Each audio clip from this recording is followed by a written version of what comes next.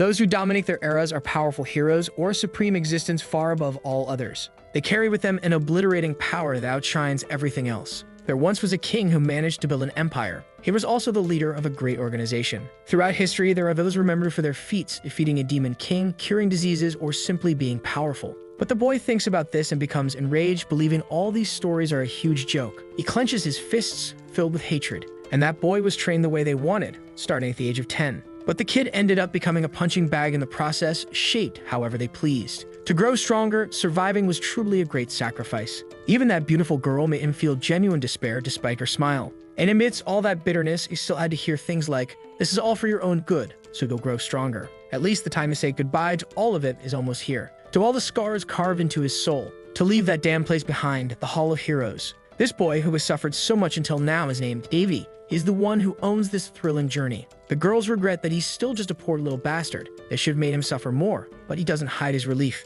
Despite their youthful appearance, they're all elders who've lived for millennia. For calling them old hags, one of them flew into a rage and shattered a stone with a single punch. She tries to take the boy out, claiming he must have a death wish, but the protagonist simply ignores her tantrum. They were trying to hold her back, but she was determined to teach him a lesson, offering a free facial reconstruction without anesthesia. And she kept trying to shake off those holding her back, but realized her efforts would be in vain. Meanwhile, the boy continued to ignore her completely. Despite the joking remark, it was still a farewell. And for all it's worth, the youthful-looking elder would miss him. She asked that while the boy lived, he wouldn't forget them. For a moment, he looked at all those people intently, almost as if in admiration. But he soon turned his feet away, uninterested in remembering those days.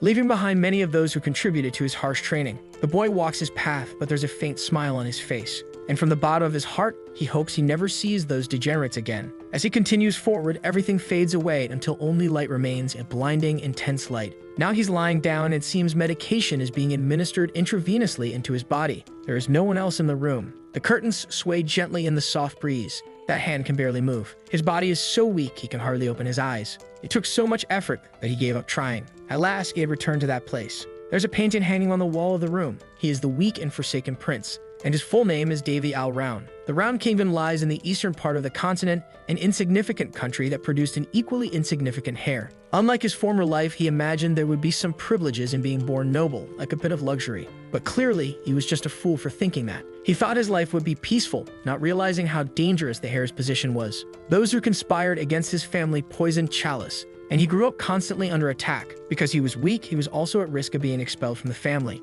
In his memories, he began to recall being watched by someone and preferred to forget that part. His priority now is to recover. He can deal with everything else later. Let fate wait, because once he's recovered, he'll be capable of anything. He'll be able to defeat every one of those who conspired against him, especially that blonde brat. Because the protagonist was trained by heroes for thousands of years. The poor boy is crying alone, but it seems someone found him, someone who saw that newbie hiding. This startled the protagonist. Damn, the guy can't even cry in peace without some son of a bitch showing up to bug him. Stay strong, my protagonist. It's one of the heroes who trained him who already knows the boy got a legendary beating. It was even beautiful to watch. If he came here just to make fun of him, let him, said the protagonist, because he has no patience left for giving responses. They were the ones who welcomed him warmly, only to ignore him later once they realized he was weak and useless. The truth is, he felt very uncomfortable with it, but since he was weak, he had to endure everything in silence. And now he's there, visibly upset. He didn't go to that place by his own will and doesn't even really know what he's supposed to do. The hero tried to comfort the boy, saying those people are egocentric and that none of it is his fault, because he doesn't know what it means to be a hero, and the real hero there said that the answer to that question is what everyone is searching for.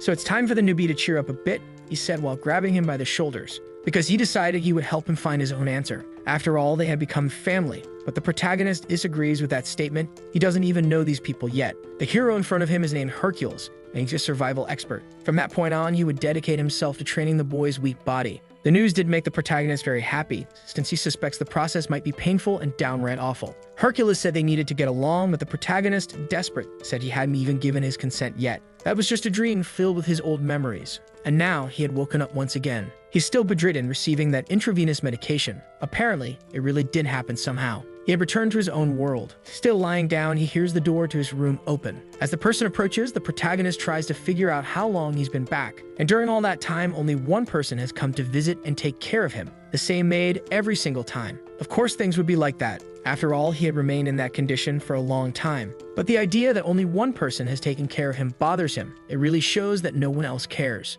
Still, he should be a bit more grateful. At least someone is tending to his body, which remains in this state. Opening one eye, he tries to see what's happening in his room. He tries to sit up in bed. It's still very difficult to move his body, and there are many things he needs to check right away. The first thing he does is reach for a calendar. After all, he needs to know what day it is and how much time has passed. It's the 278th day of the year Baldus. Come on, is it so hard for the author to also recycle basic concepts like calendars? We already get that it's a fantasy world. Anyway, it's been 6 full years since he was struck by that arrow. The boy still holds the calendar in his hand and begins to think, remembering the day he was hit in the back by those arrows. Meaning it's already been 6 years since he was attacked, and it's about time someone paid for it. He can't go back to being the same pathetic person, so he needs to stay focused on fully recovering. Looking at his own hand, he decides it's time to begin. He clenched his fist tightly, with all the strength he could muster, giving his body a command to restore itself. After that, he opened his hand, waiting for a result, until he realized that nothing had happened. Absolutely nothing. He doesn't understand why nothing is happening.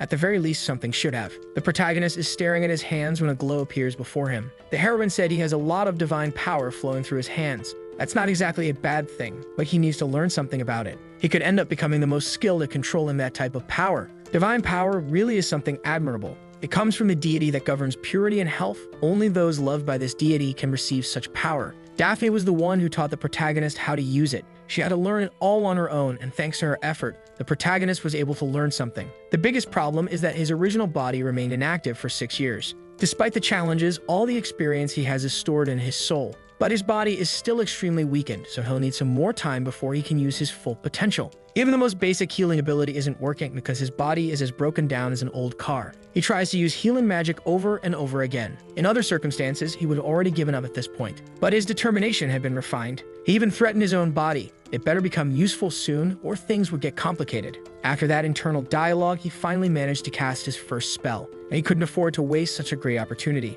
successfully healing himself with the healing magic. At last, he had the strength to stand on his own 2 feet. It's truly incredible that he actually managed to do it, because now he was able to use sacred power with his own body. The rest of his abilities will return as soon as he fully recovers his body. The first thing the boy did was walk over to the window, feeling the soft breeze brushing against his face. On top of that, the view he had of the kingdom was truly beautiful. It had been a long time since he last saw the sun. That ended up giving the protagonist a wonderful idea, now with a mischievous smile on his face. He stretched out both arms, hands wide open. With all the power he currently had, he was going to worship the sun. Before he could finish whatever he was doing, he heard a strange sound, ceramic shattering. It was the maid who had dropped the plate, and right after, she started screaming. The boy froze, caught off guard as well. That woman was in doubt. Was it really the prince? Was he truly all right? The boy wished he hadn't been seen under those circumstances. He felt so embarrassed he wished he could go back into a coma. The news that he had woken up spread quickly. The doctor came to see him. After examining him, the doctor said it was a bit strange since the prince's condition had completely disappeared. The boy tried to smile discreetly, hiding the origin of his sudden recovery. Faced with that abrupt recovery, the doctor asked him a few more questions, but all the boy felt in that moment was exhaustion. That made the doctor quite reflective. In another time, our protagonist would have been more formal when speaking to an elder. In fact, he even misses those manners. But now he must behave like someone of royalty, even if it's royalty from the most insignificant kingdom on the continent. And at the moment, he is the primary heir to the throne. A woman full of envy entered the room, saying his recovery was indeed very resilient. She started approaching our protagonist to inspect him as well. He knew exactly who that pompous yet utterly despicable woman was. Lyons is the current queen, the one responsible for poisoning the protagonist's mother. From now on, let's call her the resentful one. Even her children were there, the second prince, whom we'll call the jealous one, and the third prince, Bullhead. The jealous one looked at our protagonist with a sense of superiority. They had all come to see if the rumors were true, and the protagonist explained that his body was still very weak. The resentful one even had the audacity to ask if he saw who had fired those arrows. But he wasn't sure who it might have been. They came from far away. He then asked if anyone had been captured, because that was clearly an attempt on the heir's life. And staring deeply at the jealous one, he wanted to know what kind of punishment such a person would receive. While the jealous one practically soiled himself, the resentful one replied that no one had been arrested. Moreover, the investigation had been completely closed. Since they had nothing else to do there, they left. The doctor had already done everything he could, but believed that our protagonist would be fully recovered in a matter of days. And now he would leave him in the room so he could complete his recovery. Apparently, the resentful one's family had left the room. She said it would have been better if the protagonist had remained bedridden or died. He asked her if she was bothered, now that the speck in her eye had come back to life. Scared out of his mind, the jealous one said the protagonist was a weak heir for having stayed in a coma. He should teach them how to take arrows in the back, right? Finally, the envious family left the room. Even from outside, our protagonist could hear them speaking degrading things about him. So he started focusing on one of his hands. During all this time, he had been using divine magic, but no one noticed, probably due to the immense power gap. The protagonist's initial objective was to destroy the resentful one's family, but after seeing them in person, he changed his mind. It would be like an elephant crushing a few ants. Maybe his temperament was refined during those years of training, but he feels this revenge is too insignificant. Still, he decided what he's going to do. He just won't prioritize it now because his biggest goal is to fully recover. And after so long without eating, he wonders what his next meal will be. It was time to make the first update to his appearance, so as a first step, he cut off his 80s rocker hair. Terrible decision. Several weeks had passed since he started using his divine power. And to speed up his recovery, he was also doing physical exercises. Even so, his routine had been very boring. There was nothing fun to do. However, since he's been focusing on the circulation of his mana, his recovery has been really fast. In addition, he's been adding to his knowledge, studying necromancy and traditional medical practices, since both involve deep understanding of the human body. Now the protagonist can do some really cool things just by snapping his fingers, like making water flow around his body. Truly, using magic makes life so much easier. While he was distracted, someone said there was a message for him. It was Amy, who had just arrived, but that news didn't exactly excite him. His meal had also been brought, and it didn't look appetizing at all. It was just a generic soup. That shattered expectation of eating something tasty hit harder than the arrows in his back. Since he's still considered a patient, he's being treated like an old man.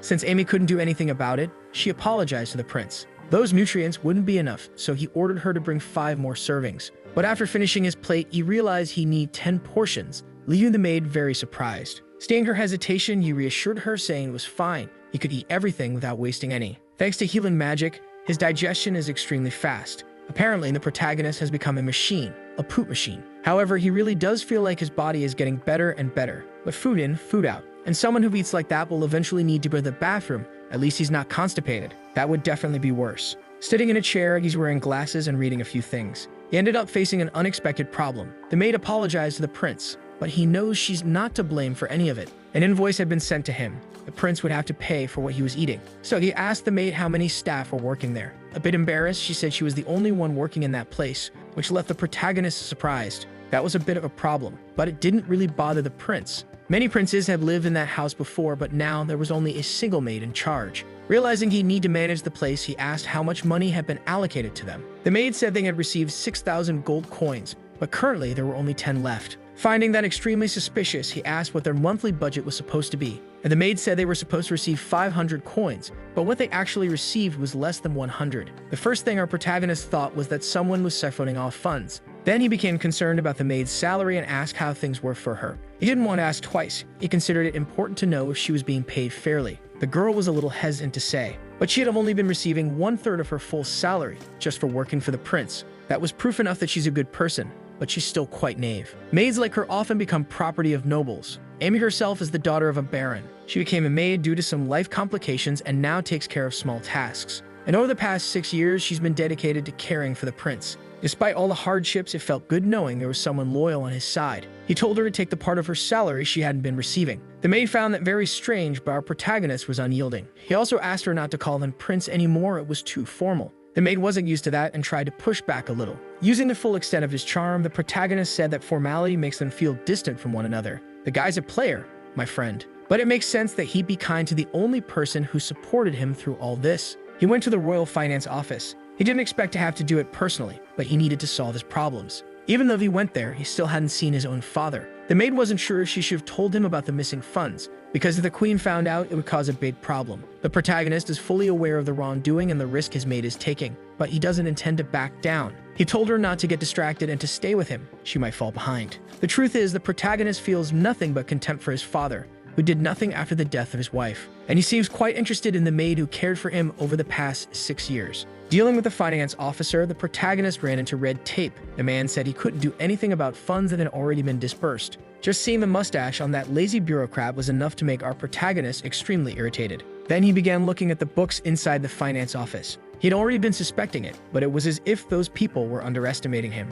Even that horrid mustached clerk. But the protagonist was already fed up with all of it and flopped into one of the armchairs without care. He sighed deeply at the situation, and with a very serious, piercing look, he asked if the clerk was messing with him. Not just that clerk, but everyone in the room was shocked by his reaction. Then he got straight to the point and asked the clerk why he hadn't been receiving all of his coins. The clerk said they were cutting maintenance costs at the castle, Apparently, all nobles do the same. Sighing again, the protagonist said the clerk was really testing the limits of his patience. Because the place he's living in has no maintenance whatsoever, everything looks neglected and abandoned. So he was waiting for an explanation from the clerk about this situation, especially where the money was actually being invested. In front of a noble, even one who was clearly angry, the clerk couldn't do anything but comply. It's not common for princes to be aware of their own finances, and because of that, the accounting clerk hadn't been prepared. His answer was completely useless. He said the finance department doesn't oversee maintenance payments. Even if the prince kept asking questions, that office just manages the budget. They're not there to hand out money. The protagonist had already expected to hear something like that. He said that no matter the department, they would always find someone else to shift the blame to. Since he finished his business there, he was going to leave. The finance clerk asked if he was heading to the maintenance department, but the prince had no reason to go there, because he knew they would give the same explanation, just pass the blame to another department to buy more time. And he recommended the clerk use the embezzled money to buy something for himself. Back in the hallways, our protagonist sarcastically commented how well maintained the place was. It's really hard to deal with nobility, especially considering how well those clerks are paid. Even while receiving only part of her salary, Amy continues working for him. Looking at his maid with a friendly gaze, he asked if she could fetch a sword for him, leaving the girl very startled. But he made a point to explain he wasn't going to cut anyone with the weapon, and started laughing at her reaction. She had gotten really scared. Even so, the maid said she'd get one. The protagonist didn't lie to her. He doesn't intend to cut a person.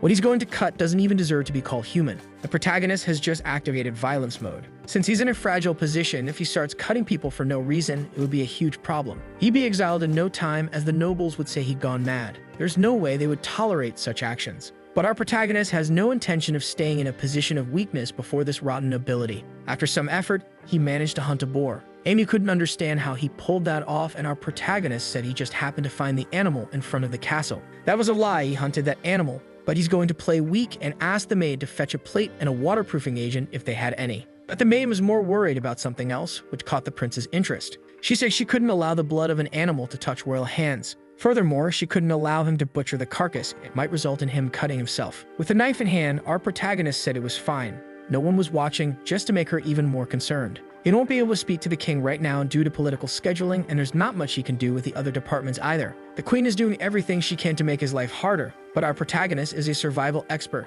After all, he was trained by Hercules himself, and now that boar would be his dinner. The danger it posed was nothing to him. In the room of the resentful queen, she continues fanning the bitterness of her soul. She wants to know what the prince is up to. She noticed that ever since the protagonist woke up, he's been acting very differently. According to the doctors, the prince can barely walk. It might take a whole year for him to recover. The servant said there's no reason to doubt that information. Looking firmly at the servant, the bitter queen disagreed. That servant belongs to an assassin guild, the Black Moon. And even though she's using her services, the bitter queen still feels uneasy around her. She also added that her colleagues are mediocre. As for the prince, the very son abandoned by the king, she doesn't believe anything will change, even after all these years. She believes the heir's life is in the palm of her hand. At least, that's how things should be. But the bitter queen's insecurity is growing. That assassin has something to say to the queen. She recommended that the queen not insult her companions, regardless of their class. Hearing this, the queen pulled back, saying she was just expressing her concerns. She believes she can stop the prince's plans at any time. But if things don't go the way she's planning,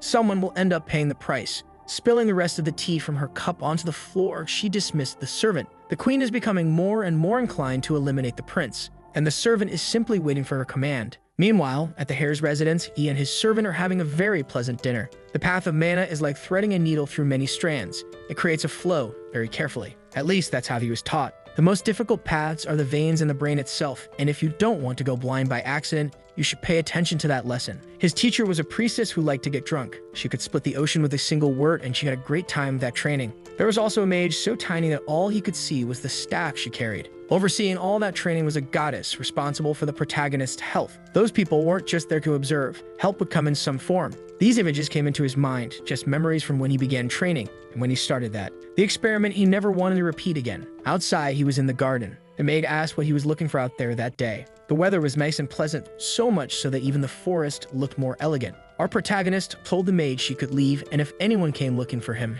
she should be informed. But he asked her not to overwork herself with her tasks. The good thing is that she's gradually getting used to the prince's routine. She still refuses to eat a meal with him, but she's much more at ease than before, helping him to enjoy peaceful days while he finishes his recovery. Sitting in the middle of the garden, our protagonist is preparing to begin the process. Concentrating his magic, a mana field appeared around his body. Within this field, small yellow energy spheres began to form, until they started orbiting the protagonist's body and he remained deeply focused. In that process, he's absorbing mana from nature itself. This technique is called mana breathing. He learned it from the god of mages, Odin himself. There's a limit to how much mana a body can store, which is why this training must be done daily. The miraculous part of this technique is that it allows progress that would take months to be achieved in just days. If the kingdom learned this technique, it would cause a revolution. But our protagonist has no intention of sharing that knowledge, especially because this isn't something easily achieved. He remains seated on the grass, feeling the breeze flow across his body, fully aware that there's an intruder nearby watching him. His curiosity about the intruder's identity grows.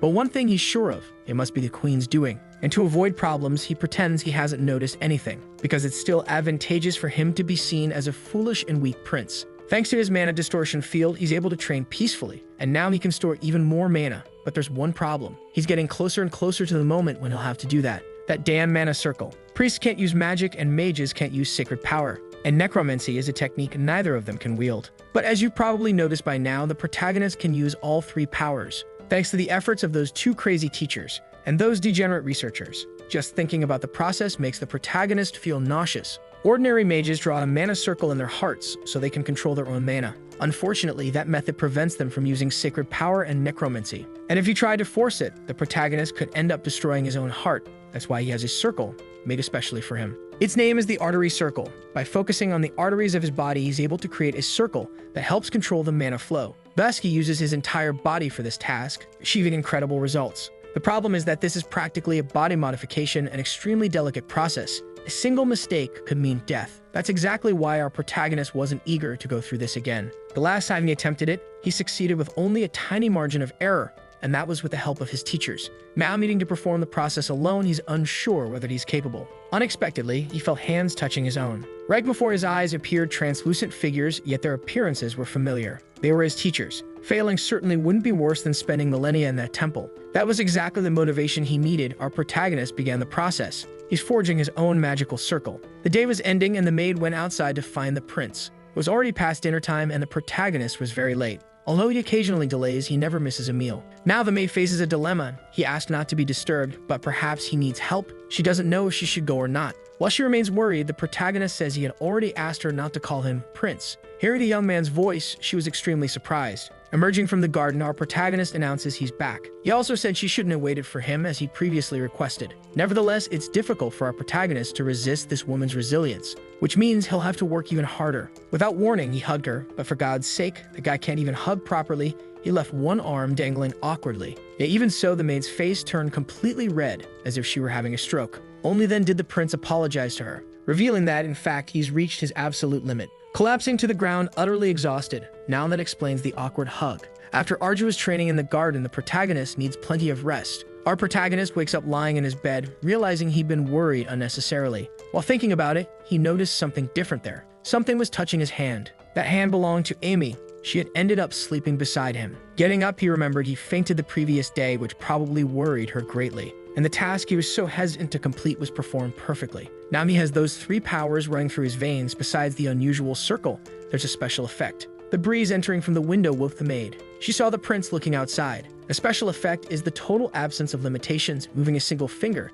he can cast entire spells. Noticing that the girl had woken up, he quickly wished her a good morning. After that fateful day, 5 months had passed. Amy became increasingly cheerful, mentioning she found some herbs in the garden. The protagonist isn't that surprised, since he's very satisfied with their current meals. On the other hand, the maid is extremely grateful. Exactly 3 months ago, their lives had become much easier since someone started leaving meat and vegetables at their doorstep. Initially, he suspected it could be one of the queen's tricks, but soon dismissed that possibility. Thus, another person was helping the prince, but the protagonist couldn't figure out who it was. But he is capable of using magic, and he senses a presence every time. Using mana to discover where that person comes from is a simple task. While considering this, his senses picked up something else. Some people are approaching his house. Knowing this, the prince started moving. Amy was still saying they no longer have problems with food, and the prince instructed her to organize things. But the girl didn't understand that command until our protagonist clarified that guests would arrive soon. He's curious to see who these people are. A small group presented themselves. Surely they must be informants sent by the queen.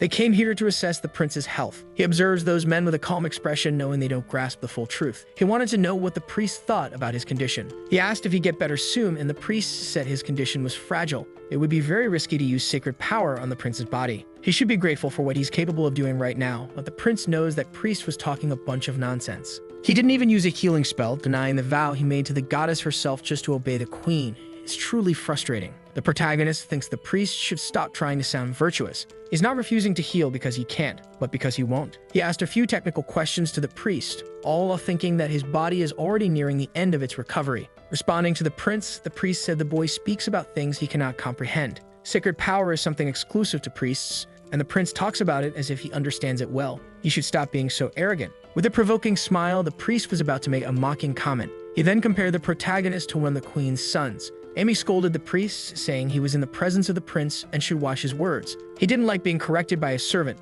and tried to strike her as a form of discipline. The prince saw all of it, and he didn't like it one bit. The priest began boasting about having done something honorable, correcting a potential problem for the prince. He also said that woman didn't seem like much, and held her face in his hands, while thinking awful things about her. He said the woman had a beautiful smile, and our protagonist was holding himself back from cutting off his head right then and there. The priest said that since he came all the way here, the servant should at least escort him to the exit. He would see the prince again in 15 days. Our protagonist asked Amy to escort the priest to the exit. She wasn't very happy with that command, and the priest clearly had something malicious in mind. The prince pretended to ignore the man's ill intentions. Finally, they reached the gate. The priest told the maid to remember his words. She should come alone at night, and that the prince's life was in his hands. That priest didn't care in the slightest about what he was doing, because even though the prince was of noble blood, he was still a weak and sickly hare. The protagonist was feeling a strange sensation in his body, like he was growing colder and colder. He couldn't quite explain what he was feeling. Maybe he was just extremely angry. But he spent too much time in the Temple of Heroes to describe such a feeling in simple terms.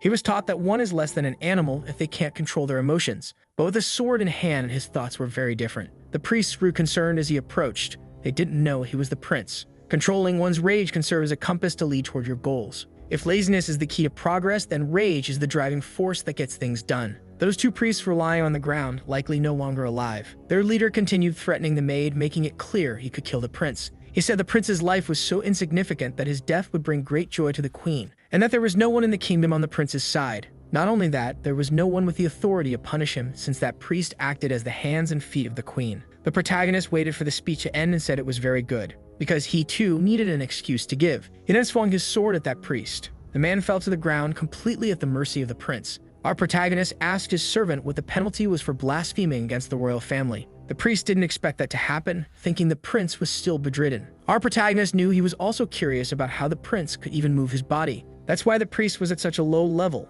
They never needed that kind of mediocre power. So he asked his servant once again, reinforcing that he had already told her not to make him repeat himself. She knew exactly what the penalty was for that kind of crime. Immediate execution, and that's exactly what happened to the priest, whose head now hung from his neck. Blood dripped to the floor. The priest was in extreme agony. He said the queen would never let it end like this. The protagonist heard those words and gave a faint smile. He thanked the man for the warning, but promised him one thing. Those who stand against the prince will fall as well. And with that, he finished severing the head of that fool. In the queen's hall, she said the prince was insane, because he had executed someone very important, a disciple from the Holy Land. But the prince said that man attempted to take his life, and he simply enforced the laws of the land. The bitter queen was absolutely furious. She tried to strike the protagonist, who found the situation amusing. While he was in a coma, the kingdom's laws weren't nearly as harsh, not even enough to investigate what had happened to him. The prince said that even after all that, the king remained silent, and all he had done was punish someone who had blasphemed against the royal family. It made no sense for the victim to be punished for his own actions. He asked the queen when exactly the royal family became inferior to low-ranking disciples. The bitter queen didn't like that provocation, because the prince had just diminished the value of her followers. She claimed there was no proof, and that the prince shouldn't judge things with his empty head. She said he was as stupid as his own mother. Those words only made the protagonist angry. She kept pushing, saying both he and his mother were inferior beings. Exuding a bit of his dark intent, our protagonist had a bit of advice for her. It's not wise to curse someone's parents, especially not in front of that person. The energy was so dense that the queen fell backward. Daggers were drawn along with other weapons as well. Her maids were trained and ready to defend the bitter queen. One of them was already behind the prince. That presence felt familiar. Our protagonist said it would have been more interesting if the queen had actually tried harder, hammering nails into someone's coffin, whether it's the queen's or anyone else's. Attempting to take the life of a royal is no different from any other major crime. After that comment, the bitter queen fell into deep thought because she realized the protagonist knows who was behind the attempt on his life. Looking at her, he smiled faintly. He'd always known. He wasn't the kind of person to keep that card hidden for long. Ever since she slapped a patient across the face, it was clear the queen didn't hold much consideration for anyone. He told her to behave properly inside his palace since, as she could see, the building was in poor condition.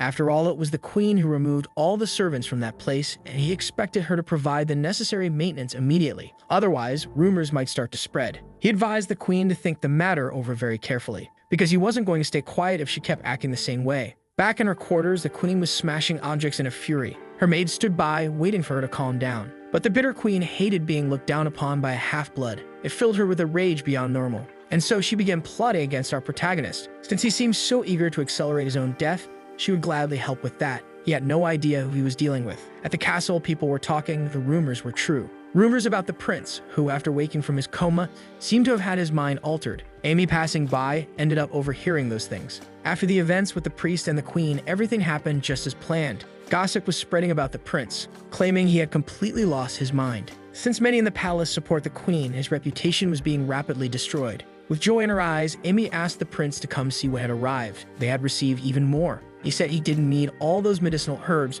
but Amy was deeply thankful for the donations. There must be someone who truly understands the prince's good intentions. He asked his maid if his personality seemed that good to her. Overflowing with enthusiasm, she couldn't deny that she really did see him as exceptional. Our protagonist found it strange how she remained so optimistic, even after he had killed someone right before her eyes. She truly was an incredible person, hard to find. While they were together, a man approached, politely asking for their attention. This elder was named Besphus. He had brought the sinners to the prince, as the queen had ordered. These were the ones responsible for diverting the prince's funds, among them a few familiar faces. The prince asked how this kind of crime is usually punished. The old man replied that it depended on the prince, but it generally involved decapitation. Immediately, those who had previously scorned the protagonist began begging for their lives. He said that recently a rumor had been going around the palace, supposedly. They were saying the prince had developed an intense bloodlust. At least, that's what people were claiming. Maybe he should act accordingly to that rumor. After scaring them a bit, the begging became even more desperate. They were all utterly terrified. Without saying another word, he told the elder to take care of it.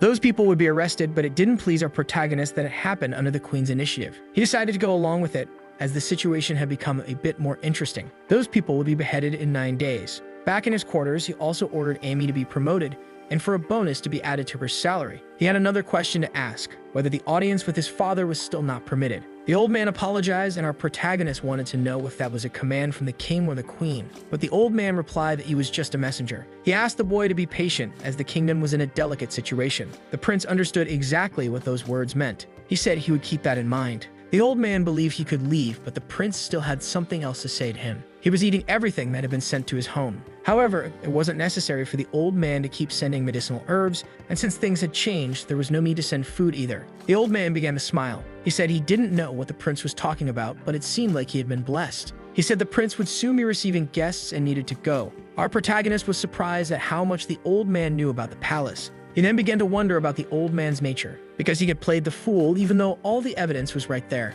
Besphus is the head of all those who serve the king. When he was younger, the protagonist used to see him often. He hadn't expected the old man to be on his side. Then he remembered something the old man had said, that the prince would have visitors soon. And so it happened. Amy had a message for the prince. She told him that the fourth and second princes were there. The two rushed toward the protagonist like wild animals, throwing themselves at him. The little one is named Winley. She is the second princess. Because she knocked over our protagonist, she became very worried, wanting to know if he didn't know who she was, since he wouldn't use mana to spy on his maid. The other person said the girl should have been more careful. That boy is named Barris, and he had already been wanting to meet the prince. The king and the protagonist's father is a man addicted to love. At the moment, he has 3 wives, the queen and 2 concubines, Alice and Anisha. Alice is aligned with the queen's intentions, while Anisha chose to remain neutral, staying distant from the other wives. Barris and Winley are the children of this woman, which makes them the protagonist's siblings. While the boy apologized for what happened, the girl noticed something. She was about to act suddenly. She tried to kick her brother in the head, but the boy managed to dodge the attack.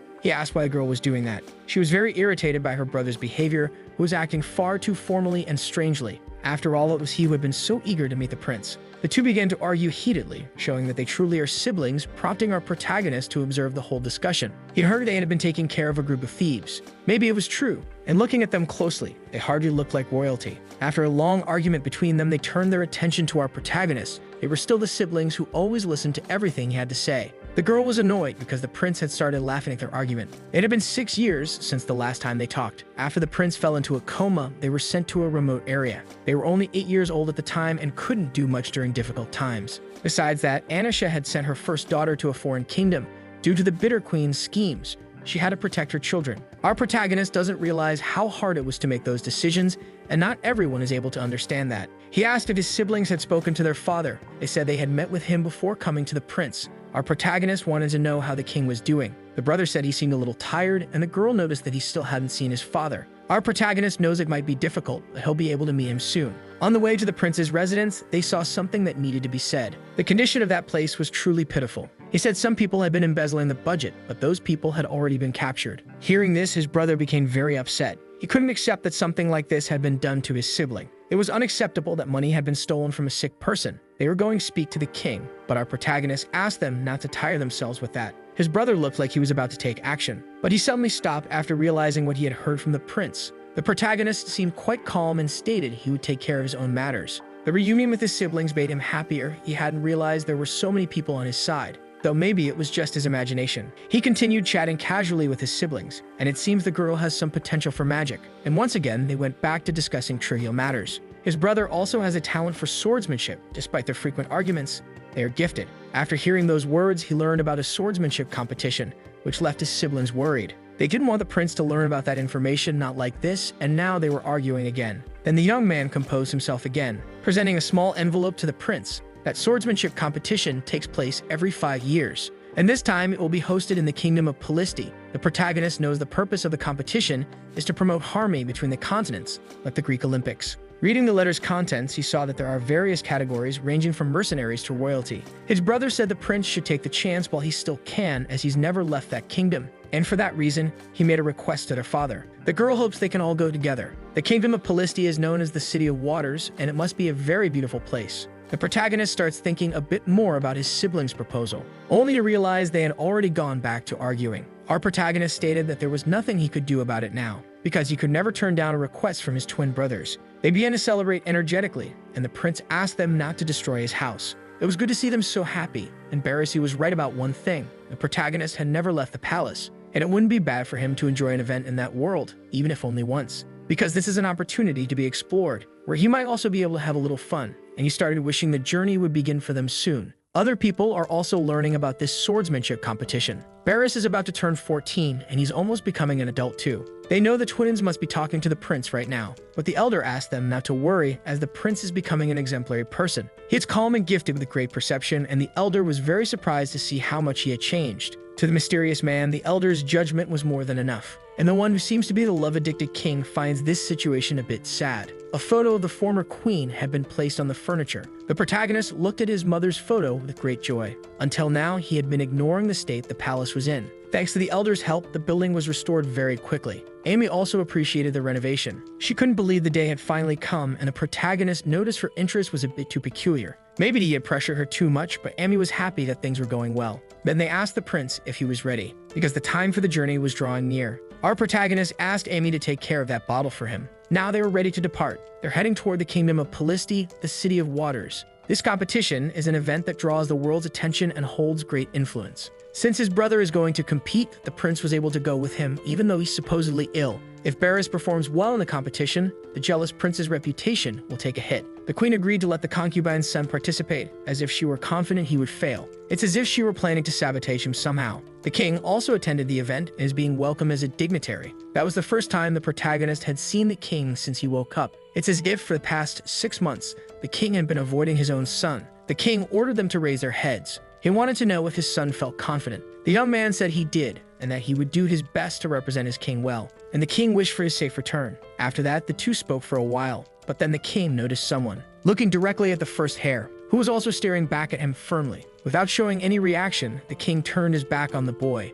but said it was very good to know that he was healthy. The protagonist's sister had noticed that. The prince had no intention of spending his emotions now, but he wasn't surprised by his father's current condition. They were saying that Barris's participation in this competition was of great importance to the entire kingdom. They would celebrate it. Our protagonist saw that the king had changed a lot. There was no trace of his former heroism or confidence. He looked more like an old lion tired of his own duties. After that ceremony, they were already inside the carriage. Barris said the trip might be boring, but elite guards had been hired to protect them, and asked if the protagonist was bothered by anything. His only concern was that the journey would be tedious, since everyone was worried about his health. The girl said that since they received that wine from the protagonist, the trip would be much smoother. Barris scolded her, telling her to be careful with the drink. But it was her first time tasting something so good, and she asked where the protagonist had gotten it. He didn't even know because that bottle had been left by his mother. His siblings were worried about consuming something so precious, but the protagonist didn't care because it was made to be enjoyed, and they should do so on a special day like that one. They realized the prince had changed a lot.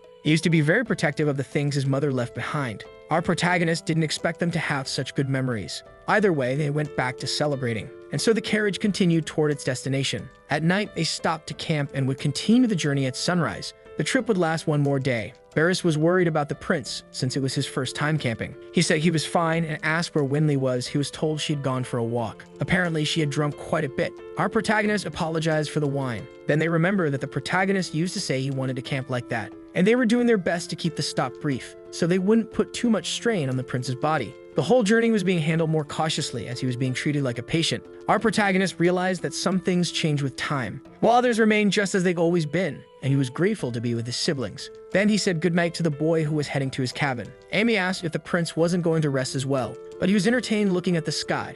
The moon was more beautiful than usual. With the branch in hand, he began making a few movements. He said it was the perfect opportunity to make his return, and asked what Amy thought of that. Pointing to the sky, he said the red moon is called Cyrus and the blue one is Creas. That's what the guard said. The red one begins to shine as the blue one fades. This is common knowledge there. The story even children know. He admitted that he should have conversations like that beside a woman. Another guard approached him to ask who he was talking to alone, but he didn't know he was speaking with someone else. The prince just watched from afar, because it was he who had spoken to the guard, who now believed he had talked to a ghost. His siblings had hired 5 guards in total, 4 of them elite warriors. That should be enough for safety, as long as nothing serious happens. Like being attacked by a group of assassins, our protagonist knew they were being followed by approximately 20. They would likely attack once everyone fell asleep and were very good at covering their tracks. A great opportunity for the queen to eliminate all of them. She would never ignore a chance like that. The protagonist wasn't happy about it as it risked revealing his true nature. But when he thought more deeply about it, none of that really mattered, because the people who would witness his power wouldn't live to tell.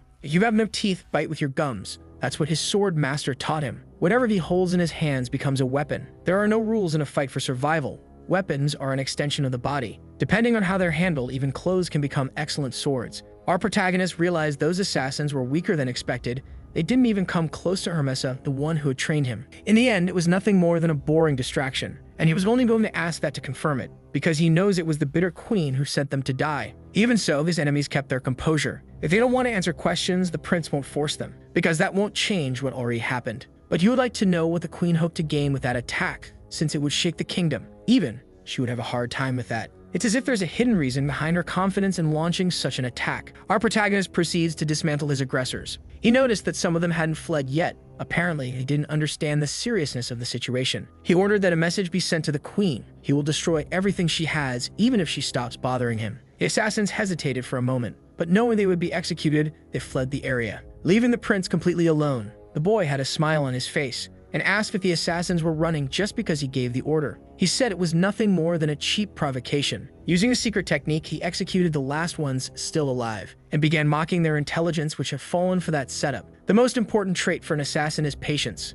If there's no one left to witness it, it's an assassination, so they should remember that. As he said those words, 2 other assassins tried to attack him, but it was useless to try and strike the protagonist from behind. The problem is, one of them really did try to escape, while the others tried to buy a little time. But the protagonist finished them off effortlessly. He said his enemies weren't worth more than the branch he used as a weapon. He pointed his finger toward a spot deep in the forest. His vision had locked onto an object. He had prepared it as soon as he learned about the ambush. There's no way his target could escape his eyes. All it took was a snap of his fingers, and the assassin was caught in a soul explosion technique. That technique was a bit brutal, but fitting for the context. He shouldn't show mercy to anyone who tries to take his life. That's how they taught him at the Temple of Heroes. It was a fitting end for all of them. A perfect assassination. The author of that act would never be discovered, and that's what made it perfect. The bitter queen was anxious to know how the assassin's mission had gone, but the servant had no good news to deliver. The candles tied to her pupils' lives had been completely extinguished. The queen realized that all of the assassins had been slaughtered. Then she asked how those royal bastards were doing. She learned that all of them had arrived safely at their destination. Faced with the assassin's incompetence, the bitter queen slapped the woman across the face.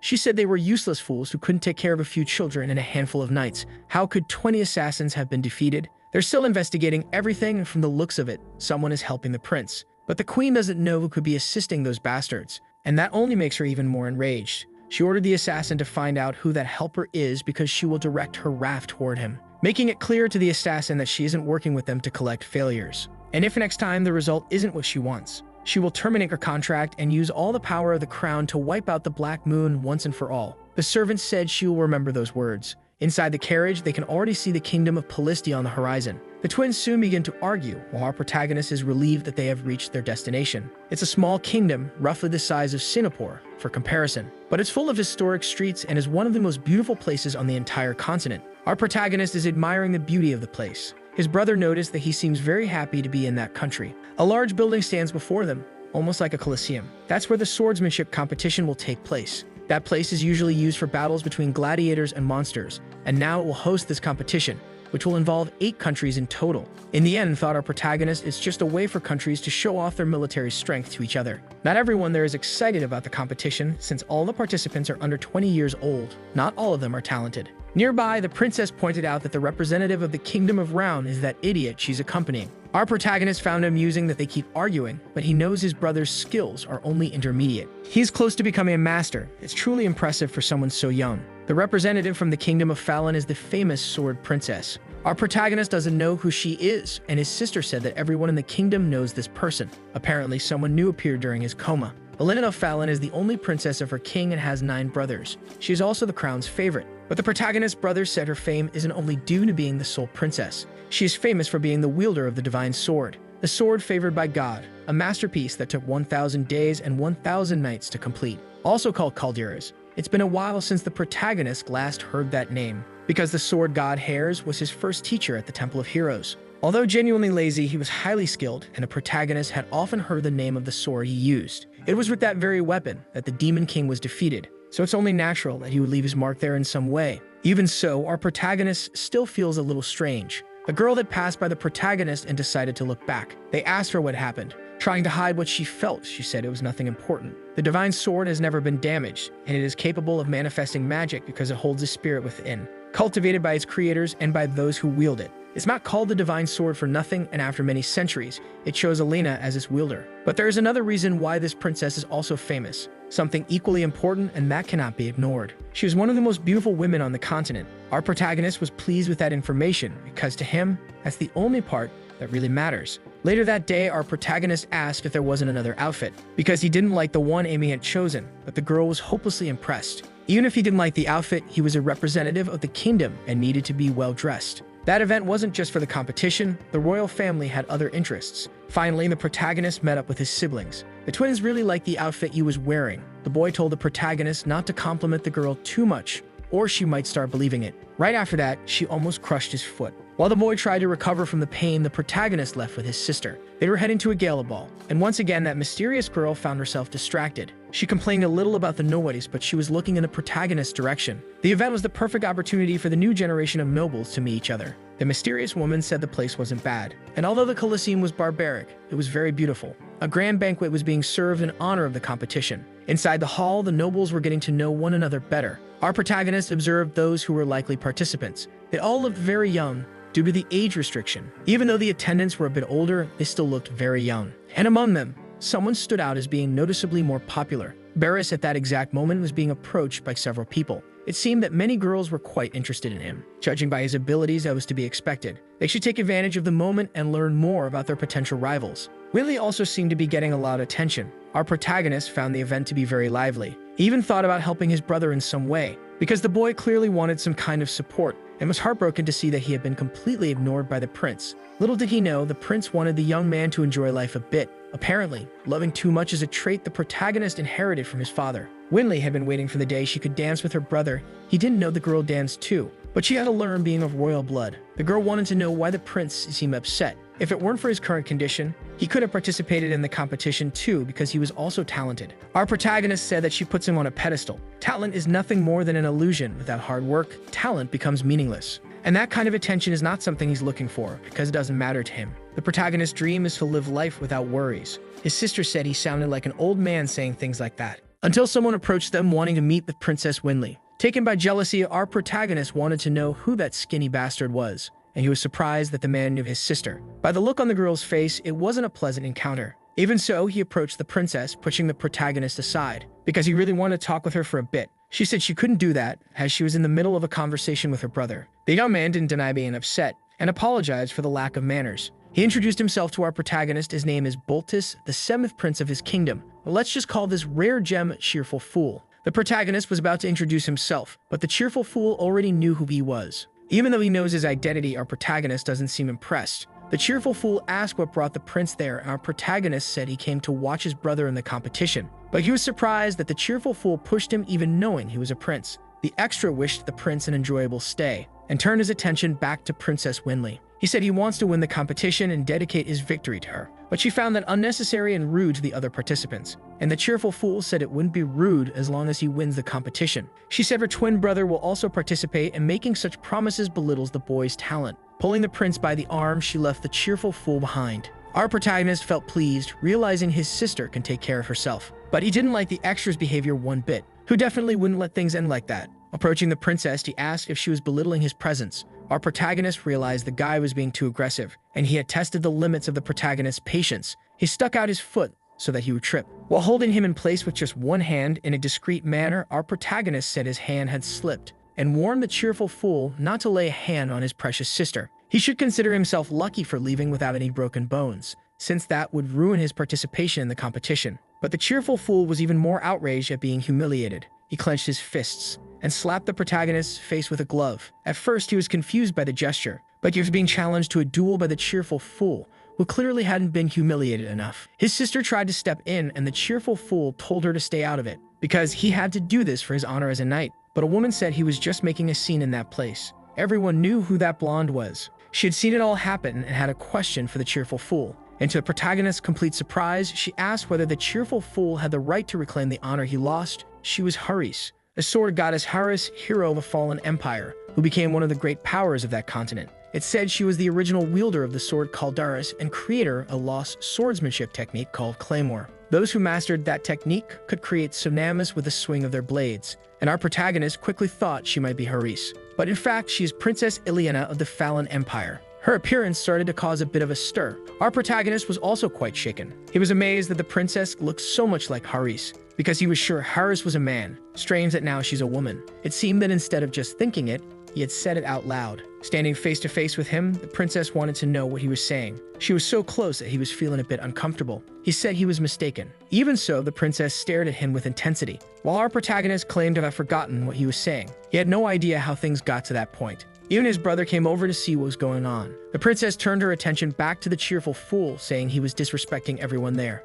The one known as the Emperor's Forbidden Treasure was truly impressive because she was charismatic. And she said that if the Cheerful Fool truly valued his honor as a knight, he should apologize to those two guests. But he was full of rage from being humiliated. Our protagonist figured that someone so prideful wouldn't apologize so easily, and he saw in that a great opportunity. Before the Cheerful Fool could apologize, he confirmed that he accepted the duel. That statement left his sister very worried, but our protagonist wasn't going to let the Cheerful Fool escape his wrath. The princess said the fight was pointless, but the protagonist replied that it was up to him to decide whether to accept it or not. And he asked if Happy Fool really wanted a duel, because if it's a beating he's looking for, then a beating is what he'll get. It had been a while since he last wielded a wooden sword. His brother was very worried, since his opponent was someone who would be participating in the fencing competition, but he told his siblings not to be afraid because of that. Happy Fool said he was just an amateur, and that he should quit before causing problems for his own brothers. If he were to kneel before Happy Fool, he would forgive the protagonist's offenses. That only made his brother even angrier, but the prince said it was fine, because actions speak much louder than words,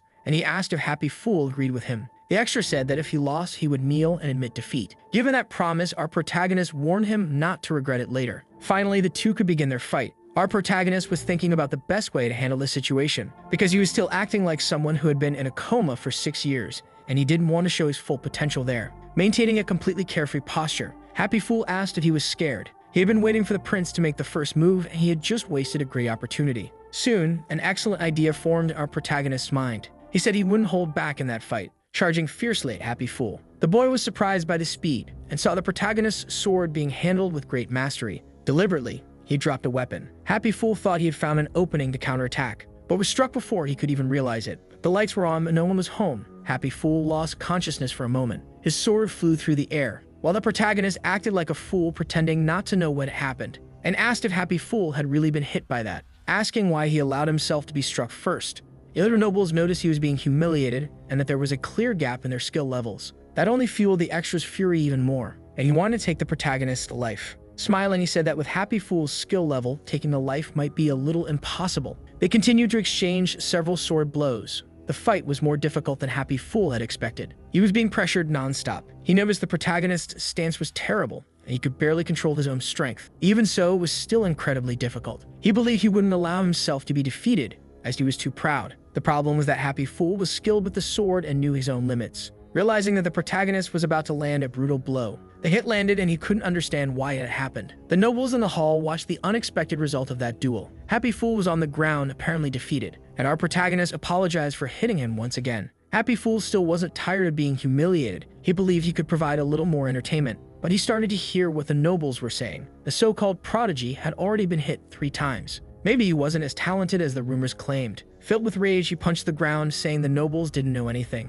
Even so, he didn't have the courage to stand up again. Our protagonist knew that Happy Fool was completely blinded by anger, and that's why he had learned that fencing technique. The correct name of the technique was Drunken Sword. As the name suggests, it's as if the user were drunk. It was invented by the biggest drunk among all heroes, the great, the idolized, the most brilliant Dokgo Jun. And the sword god found that technique very interesting because it was unpredictable and dangerous. That's why the protagonist ended up learning it. Watching the boy learn it, its creator realized just how dangerous it really was and started laughing at his own conclusion. The sword god warned that the technique shouldn't be used carelessly, only against those who truly deserve to be buried. The protagonist needed to have some awareness. Even the creators of that technique regarded it as a serious taboo, perhaps because it was too powerful and because of its unpredictability. None of those factors were the real reason behind the concern. It was how the style was deeply tied to deception and manipulation of the opponent. The goal of the style wasn't to protect someone, nor to take lives, but simply to humiliate the opponent in front of everyone. Despite that intention, the style is incredibly effective. The only problem is that the opponent ends up being heavily provoked in the process.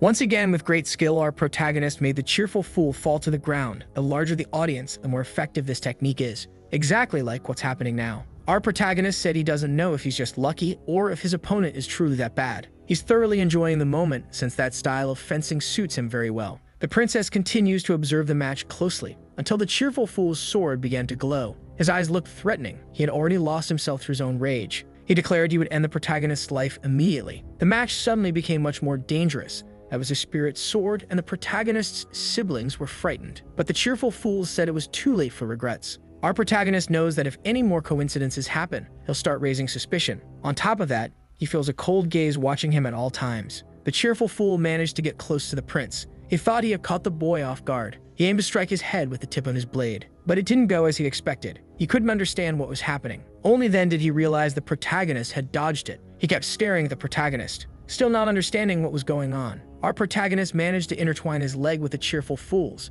and things began to turn upside down. The poor boy tried to recover from the fall. The cheerful fool tried to say it was completely useless, but was taken by surprise by the wooden sword. Our protagonist started complaining about back pain. He said he had lost his balance and fallen on his own. The nobles didn't understand what had just happened either. However, the cheerful fool had been disarmed, and it looked like he had lost that duel. The nobles were disappointed with the cheerful fool's performance, but impressed by what the protagonist had shown. They knew the boy had been in a coma for several years, and he said he was just very lucky in that duel. They even joked that he must have used up all his luck in that moment. The cheerful fool still hadn't gathered the courage to stand up, and the princess was observing everything that had happened. That really was quite a show, but she wasn't pleased. She considered the whole thing nonsense and was leaving the hall. Too bad for her if she has pity for a bum. The cheerful fool had it coming. The servants tried to stop the princess from leaving. Our protagonist, addicted to love, thought the princess was very cold, and that only made her more interesting to him. Already in the carriage, he was being scolded for his reckless behavior. Thanks to that duel, he had caused quite a scene. He tried to reassure his brothers, saying that in the end, everything had worked out. But the boy warned that the protagonist was lucky. His opponent might have a poor attitude. but his skills were supposed to be decent. He had seen a display of those skills when they first met. Since then, he hadn't stopped chasing the princess, who finds the guy quite annoying. In the end, the protagonist's plan had gone smoothly. His brothers asked what plan, but he changed the subject. And his brother insisted he was just lucky, hoping it wouldn't happen again. But the boy couldn't finish his sentence because the protagonist was crushing his hand. He asked where the prince got that absurd strength from, and the prince asked not to be treated like a patient, but he promised to follow his younger brother's advice. Eventually, the truth about the protagonist will come out. The princess is also very relieved and happy that her brother proved to be amazing, that he managed to catch the cheerful fool off guard a few times. And indeed, that clown never expected to be defeated so thoroughly. To close the evening, fireworks lit up the sky. But among the crowd, one person remained extremely angry, a cheerful fool who wouldn't stop breaking furniture. The servants tried to calm him down, but their efforts were completely useless. He couldn't believe he had been humiliated like that in front of everyone. The boy is so full of himself that he believes there are very few things in the world he can't have. And you began to think about the princess of the kingdom of Round. The truth is that he has another kind of interest in her. He chose her as a fiancé because her future brother-in-law is skilled with the sword. After speaking with the queen, he believed the marriage would really happen. But after what he did, things became much more complicated. Completely devastated, he ordered the servants not to approach him, and continued tossing furniture through the air, proving he's a complete emotional wreck, someone worthy of pity. At last, his body was exhausted after the long humiliation. Now he was physically drained, and he promised that he would end the life of the person responsible for humiliating him. A voice from the shadows asked if he truly wanted to kill someone. He didn't know who that person was, but they repeated the same question once again. Irritated, Happy Fool demanded to know who was speaking. The shadow formed a mysterious arm and said she could help this handsome guy kill that person. It seemed the poor Happy Fool had been enchanted. The shadow would help him bring a painful end to the protagonist's life. He just wanted to know the name of that mysterious being. She said her name was Sherio, and hopes he remembers that name since he asked so many times. For all practical purposes, she'll be referred to here as the Smoke Weirdo. Happy Fool was completely lost in that woman's gaze. He approached her as if he were under a spell. The Smoke Weirdo found it delightful. Revealing fangs inside her mouth, she said she'd take care of the rest, and Happy Fool could do whatever he wanted from then on. At dawn the next day, the Colosseum was ready. Our protagonist was informed that his brother would soon participate in the competition.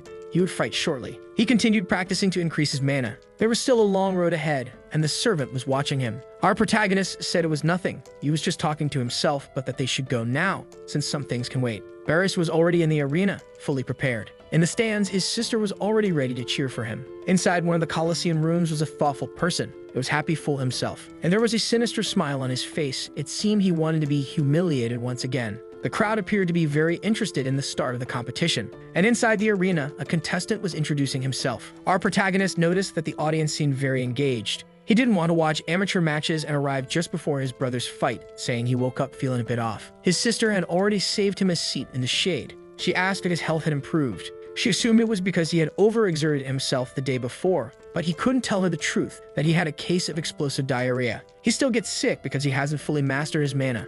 Once that happens, goodbye diarrhea. Sometimes it just happens, but if it gets worse, he'll have to use sacred power to heal himself. Finally, Barris had entered the arena. The protagonist noticed that his brother seemed loved by the audience, so he went to see who his opponent would be. It really wasn't what he was expecting. That duel setup turned out to be a bit cruel, because he would be facing Happy Fool. The blades were dulled and fatal strikes were prohibited in that competition. Competitors could be penalized for imbuing their swords with mana, so they had to be careful. Happy Fool seemed to have paid attention to the rules, and our protagonist noticed that the audience was truly invested in the match. The princess was worried about her brother because he could get hurt if he got too carried away. But our protagonist said that Barris was very experienced and that he'd be just fine. Besides, he has insurance in this match, but the princess didn't understand what that meant. The referee ordered both competitors to step forward. All around the arena, a protective barrier was being conjured, and the young men were ready to begin the duel. Finally, the referee gave the signal for the duel to begin. Both warriors charged in for the attack. Our protagonist noticed that Happy Fool also had some kind of talent. While his brother used brute strength to deliver passive damage, comparing their styles, Barris had the advantage.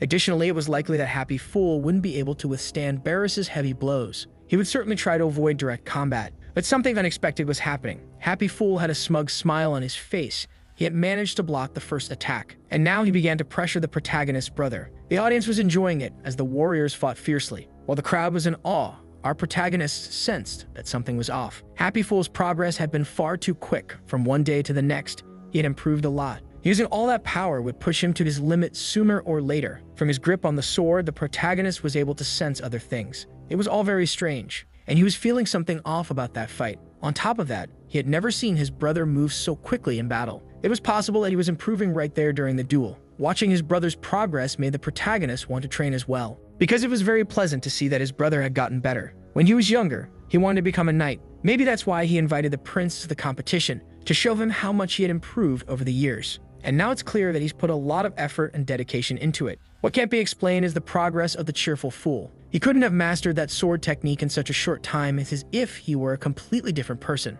Not to mention the strange feeling the protagonist has, which is also dangerous. He stood up suddenly, startling his sister, as if he had sensed that something was about to happen. Barris is fighting very well. He hadn't expected the cheerful fool to resist his sword techniques, acknowledging that he's persistent and a good opponent, even if his moves are unpredictable. Now he's going to end this duel, because he wants to see if his opponent can withstand this final strike. He charged at the cheerful fool to finish the match. The extra waited patiently for his opponent to approach. Barris was just about to strike him with the blade, which was already on a collision course with the cheerful fool's skull. But as he got closer, he saw a terrifying smile. Barris wasn't expecting that. He had to redirect his own attack because it was as if his opponent was trying to die. That put him in a vulnerable position. He tried to strike the cheerful fool once more, but something unexpected happened. His opponent was using mana. That surprise attack couldn't be avoided, and the tip of the sword began to pierce his chest. Barris realized he might have to use a wooden replacement forever. The night before, the protagonist's brother had been practicing. He executed his movements with great precision and mastery. The prince said he was practicing his fencing very well. He had gone outside because he couldn't sleep from the noise his brother was making. So he went to check on how his brother was training. Barris hadn't been able to sleep because of the competition. Then he reminded the protagonist about the cheerful fool. Even though his brother had defeated him, he wasn't satisfied with that, and was sure he would destroy him with his own hands. The prince told him not to worry because he was certain his brother would perform very well in the competition. While he was training, he started reading a book. His brother's posture was smooth and clean, with an honest and equally smooth mana flow. He began to wonder if he should help him a little. That method would certainly cause a stir if revealed, but the protagonist wouldn't hesitate to teach his own brother. Barris felt something approaching, but it was only the hands of our protagonist. He said he was just going to give him a massage. He asked him to close his eyes and relax during it. Without him realizing it, the protagonist was manipulating his mana channels. That would definitely cause a little pain. Barris soon felt the pain in the massage. Masking what was really happening, our protagonist said his brother was very tense. The massage was so painful that the boy wanted it to be over quickly, but the protagonist warned it wasn't finished yet. He was stimulating his brother's mana with his own, which forced that reaction. It might seem simple, but this method is completely unknown in that world. He mentioned to his brother that he knows a place where people give amazing massages, striking the boy's back with an open palm while saying something in another language. Barris became curious about those words, without realizing what was really going on. A hand strike was the closing move of the entire process. The boy collapsed to the ground, completely exhausted, while his brother felt fulfilled. Because he had managed to make his brother's mana flow more quickly. Maybe it wouldn't help in the next day's battle, but it would help him grow faster. That gave the protagonist another idea. He told his brother to get up quickly or he might get sick sleeping out there. With that touch, he handed him something similar to a kind of insurance. Barris was a bit annoyed with the way his brother does things, but our protagonist told him he cares for him more than he realizes. He recommended the boy go to bed now or he'd give him the full massage. That was enough to make him vanish. Barris was already heading toward his room, completely unaware of the magic circle that had been placed on his body. That was the protagonist's guarantee regarding his brother's safety. The cheerful fool's blade wasn't able to pierce the boy, because it was blocked by the magic circle. Its power was so strong that it sent the cheerful fool's sword flying, leaving both in a complicated situation during the battle. Not even the audience understood what had just happened. For a moment, Happy Fool's sword turned completely red, and that person on the ground on his knees was Prince Barris. Around him, there was something similar to a barrier, like a mana shield. Everyone began to cheer at the turn the battle had taken. A mana shield is a technique only experts can use. Even his sister was thrilled by it. She was going to share the news with the protagonist, but he had disappeared. Barris seemed to have suffered some kind of damage, and the referee called for a pause, ordering Happy Fool to step away from his opponent. In addition, he had broken the rules of the match and attempted to assassinate his opponent, a gesture that could trigger a war. He was immediately warned about the possible consequences of his actions. Happy Fool's servant tried to speak with him, but the boy said nothing. Instead, he reacted violently and grabbed the extra by the neck, lifting him off the ground with all his strength until he made the extra's head explode like a bomb, dropping his lifeless body on the ground to the horror of everyone who witnessed it. Screams filled the entire arena as Prince Happy Fool had just killed someone. He looked at his hands, stained with blood, seeming to enjoy the result he had achieved.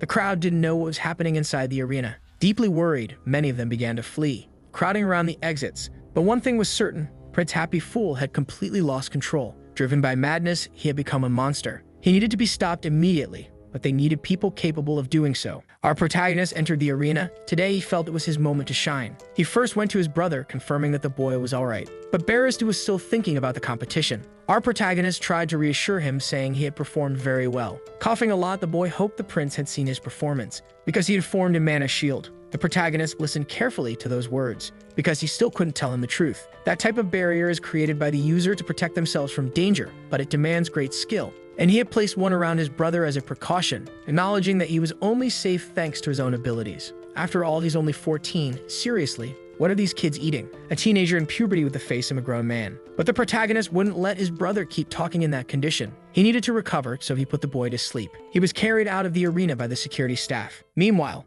Happy Fool continued his destructive rampage. Our protagonist knew he would need to handle this situation, and walked toward him to settle it once and for all. The mages were trying to use fire magic, unleashing a massive explosion around Happy Fool. But they didn't know if their magic was even effective against that boy. After the smoke cleared, they confirmed it had been completely useless. Moreover, he was still wearing a sinister smile on his face. He had become far too powerful for those mages, and they needed to evacuate the audience immediately, because the barrier wouldn't last much longer under those conditions. Our protagonist entered the center of the arena completely unnoticed. Once he was spotted by the others, they asked what he was doing there. It was far too dangerous for someone in his condition to be in that place. They tried to make him leave. Even his sister began to worry, seeing that he was standing at the center of the arena. She couldn't understand how he had gotten there so quickly. Happy Fool appeared to be out of control, overpowering everyone who tried to stop him. His bloodlust was terrifying, and the protagonist thought it might be some kind of infection. He said the boy had changed too much in just one day, and now he would have to deal with that. But Happy Fool's power was so great it frightened even the mages present. Still, they wouldn't let him get near the prince, but their efforts were useless. They were defeated in front of the protagonist, who could have saved them but remained completely still, because he was waiting for Happy Fool to approach. But he was caught off guard by his sister's voice, who, unaware of how powerful her brother truly was since he keeps secrets, had put herself in extreme danger. Our foolish protagonist looked back, realizing the situation could get even worse, and he once again felt the threatening presence of Happy Fool. If things got worse, his sister's life could be at risk. As he hesitated to think and act, someone grabbed him by the collar. In throwing him aside, she ordered him to get out of the way. Our protagonist didn't imagine that more people thought he was too slow. Standing before his eyes was Princess Elena. Several soldiers had already been completely defeated, but the princess was different from them on a completely overwhelming level. The cheerful fool turned his attention to this woman, who already had her sword prepared to finish him off. Determined to end it quickly, she began concentrating her mana, executing a devastating blow to the cheerful fool's body. The boy seemed to feel the impact, and the wave of destruction spread across the arena. Still lying on the ground, the protagonist watched this woman. While his sister asked if he was okay, he felt like his chance had been stolen right from his hands. The princess was waiting to see the result of her strike. She kept staring firmly in the direction of her enemy, and was immediately surprised by what her eyes were seeing, because the cheerful fool remained in one solid piece, had only made him even more enraged, and he began to unleash all his power in the middle of the arena. While he was screaming, something approached his head. It was the princess, who unleashed a barrage of attacks on the boy. If she couldn't do anything with a sword, only God knows what she planned to do with her bare hands. She managed to knock him back a bit, and was already prepared to continue the beating session, slamming the boy violently against the ground. She stepped back to see if with her hands and feet she had done what her sword could not. The other extras were impressed by that display of strength. The princess was truly very capable, and now the boy who had lost control remained on the ground, showing no reaction after that beating. The extras believed Her Highness had won the duel. Now it was just a matter of restraining the boy immediately. The protagonist's sister wanted to get out of there, knowing how dangerous it was, but the protagonist was still upset, because that woman had stolen his chance to shine. But watching her movements, he realized she had more technique than anyone else there. Part of the princess's crown began to shine intensely. She knew the boy had turned into a vampire. Our protagonist remained in place, eager to see what would happen, because the princess still hadn't stopped attacking. With the cheerful fool completely immobilized, she prepared to end his life. But the boy hadn't yet revealed his full potential. It looked like he was about to do something with his hand. The protagonist knew exactly what that meant and became tense, because the cheerful fool had stabbed himself in the chest. Even the princess was shocked by what was happening before her eyes. Even after that wound, the boy kept smiling, because he was using a secret technique of the bloodsuckers. A thick red mist began to form. It was so dense and vast that it filled the entire Colosseum. Our protagonist had to help his own sister. That mist had harmful effects on people, and the girl was already starting to lose consciousness. But our protagonist said everything would be fine and that she didn't need to worry, because that mist was nothing. The girl looked at her brother, who really seemed very calm. He asked her to rest a little now. After she wakes up from this dream, everything will have returned to normal. He waited patiently for the girl to fall asleep. Now he could focus on what really matters. He needed to work with that energy immediately. If he didn't control the necromancer's energy, it would mix with the others, and that would be a problem. The energy was screaming, saying it was fed up with this. After it connected with his own mana, that power became its own being, and he had 3 powers in total, each with his own personality. The necromancer's is basically a psychopath, very useful in battle. Normal mana is a tsundere, difficult at first, but soon proves useful and reliable. Of all of them, the most insubordinate is the sacred power. It has no interest in listening to its wielder and is the laziest of them all. If he doesn't make a fuss about the situation, he won't be able to do anything. A glow began to appear before his eyes. It seemed to have worked. He used a 4th level blessing on his sister, emitting an intense light within the mist. That was the guarantee that she would be safe, at least for a while. Now that he could better see his surroundings, it was a bit frightening. That technique is called the City of Blood. It steals the life essence of the living beings inside the mist. At the moment, the limit of the protagonist's sacred power is the 4th level. It's not enough to save everyone in the arena. Not that he feels obligated to do so, but he is happy that his brother made it out of there safely. Happy Fool's body had changed drastically, and since there were no witnesses, the protagonist decided he might as well have some fun with it. The princess hadn't been knocked down by the attack, but she was already at her limit and her sword was broken. She was surprised to see that the prince was still standing as if nothing was happening. Finally, the protagonist realized this was the worst-case scenario, because the only person left conscious there wasn't just anyone. It was Princess Elena, and she wasn't called the Sword Saint for nothing. Since our protagonist is truly addicted to love, he realized that even at death's door, that woman was stunning, so he walked over to her. He placed his hand on the girl's shoulder. Immediately, she realized what had just happened. At first, she felt something strange and the boy asked if she could remain standing, being fully aware that the situation was still very dangerous, because Happy Fool looked more like a creature than a person. Stepping away, he only asked that she stay out of his way. But she didn't understand anything that was going on and grabbed the boy's hand, because she couldn't comprehend how he was still completely unharmed. The protagonist looked at her and said nothing. He thought she would be able to understand the situation they were in, but it really was complicated. He had been in a coma for 6 years, got out of bed just months ago, and now he was standing there so casually. Shrugging, he said he didn't know how to explain it either, completely ignoring the truth. Since he was going to be her savior, he just hoped the princess wouldn't end up hating him too much. But the girl was stubborn and told him to get out of there, because this wasn't a challenge he would be able to overcome. Our love-addicted protagonist noticed she was kind of short. The princess said he got lucky at the banquet, but the situation now was different, because this was the work of the nobles of the night, ancient demons and bloodsuckers, known as vampires. The prince remained completely unfazed. He wasn't impressed by any of it. And the princess said that someone who can't sense mana would be torn to pieces, so he better run while he still could. Our protagonist didn't believe the creature would let him leave, but the princess said she would do her best to prevent any fatalities. He watched the princess maintain her stance even though she was afraid. In fact, she might really be reliable. Unlike the previous day, her posture now seemed sincere, as if she were facing an enemy from a previous life. That's why there was so much determination in that woman. Small drops of water were falling, and the princess was walking through the castle's corridors. She saw a figure that looked like her mother, but she seemed completely transformed, leaving the little girl terrified. In her fear, she dropped her teddy bear on the ground, while listening to the drops fall, but they weren't water. Since then, she hadn't forgotten a single moment from that day, and now she found herself before a neck-biting enemy. She decided that she would wipe these creatures off the face of the earth, cutting them out at the root.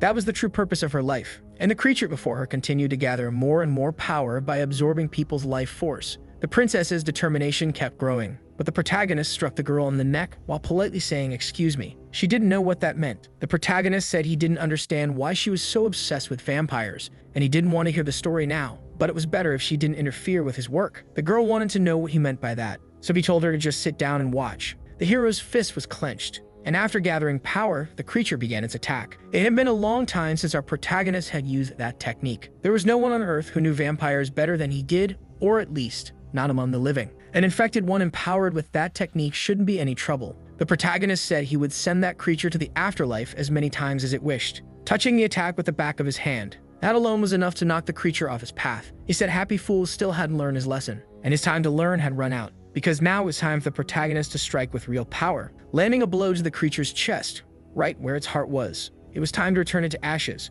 The magnitude of the strike was truly overwhelming, throwing the creature's body far away, destroying everything in its path. Watching everything from the best seat was the princess, who was truly impressed, because what she had just seen was simply impossible to comprehend. Our protagonist caused massive destruction. The princess, who saw it all, was now speechless, because she couldn't explain how it had happened. After releasing his anger, the prince said he finally felt relieved. With his enemy defeated, the mist was slowly dissipating, but the princess's thoughts seemed stuck in place, what had happened shouldn't be possible, because that infected creature couldn't be stopped by the knights or the mages. Not even her blade could do anything. But it was defeated by a regular human from whom she sensed no mana at all. And as if that weren't enough, this person had been in a coma just a few months ago. Our protagonist extended his hand to her, but the girl was terrified. He hadn't expected a reaction like that. Even so, he kept his hand extended toward her, and the girl began to think. Despite all of her doubts, there was still much hesitation. She was about to take the boy's hand, until she realized he wanted to borrow the sword, which left her embarrassed. She had imagined something else entirely. Trying to compose herself, she was preparing to tell him that the sword had broken during the battle. But that's not the sword he was talking about.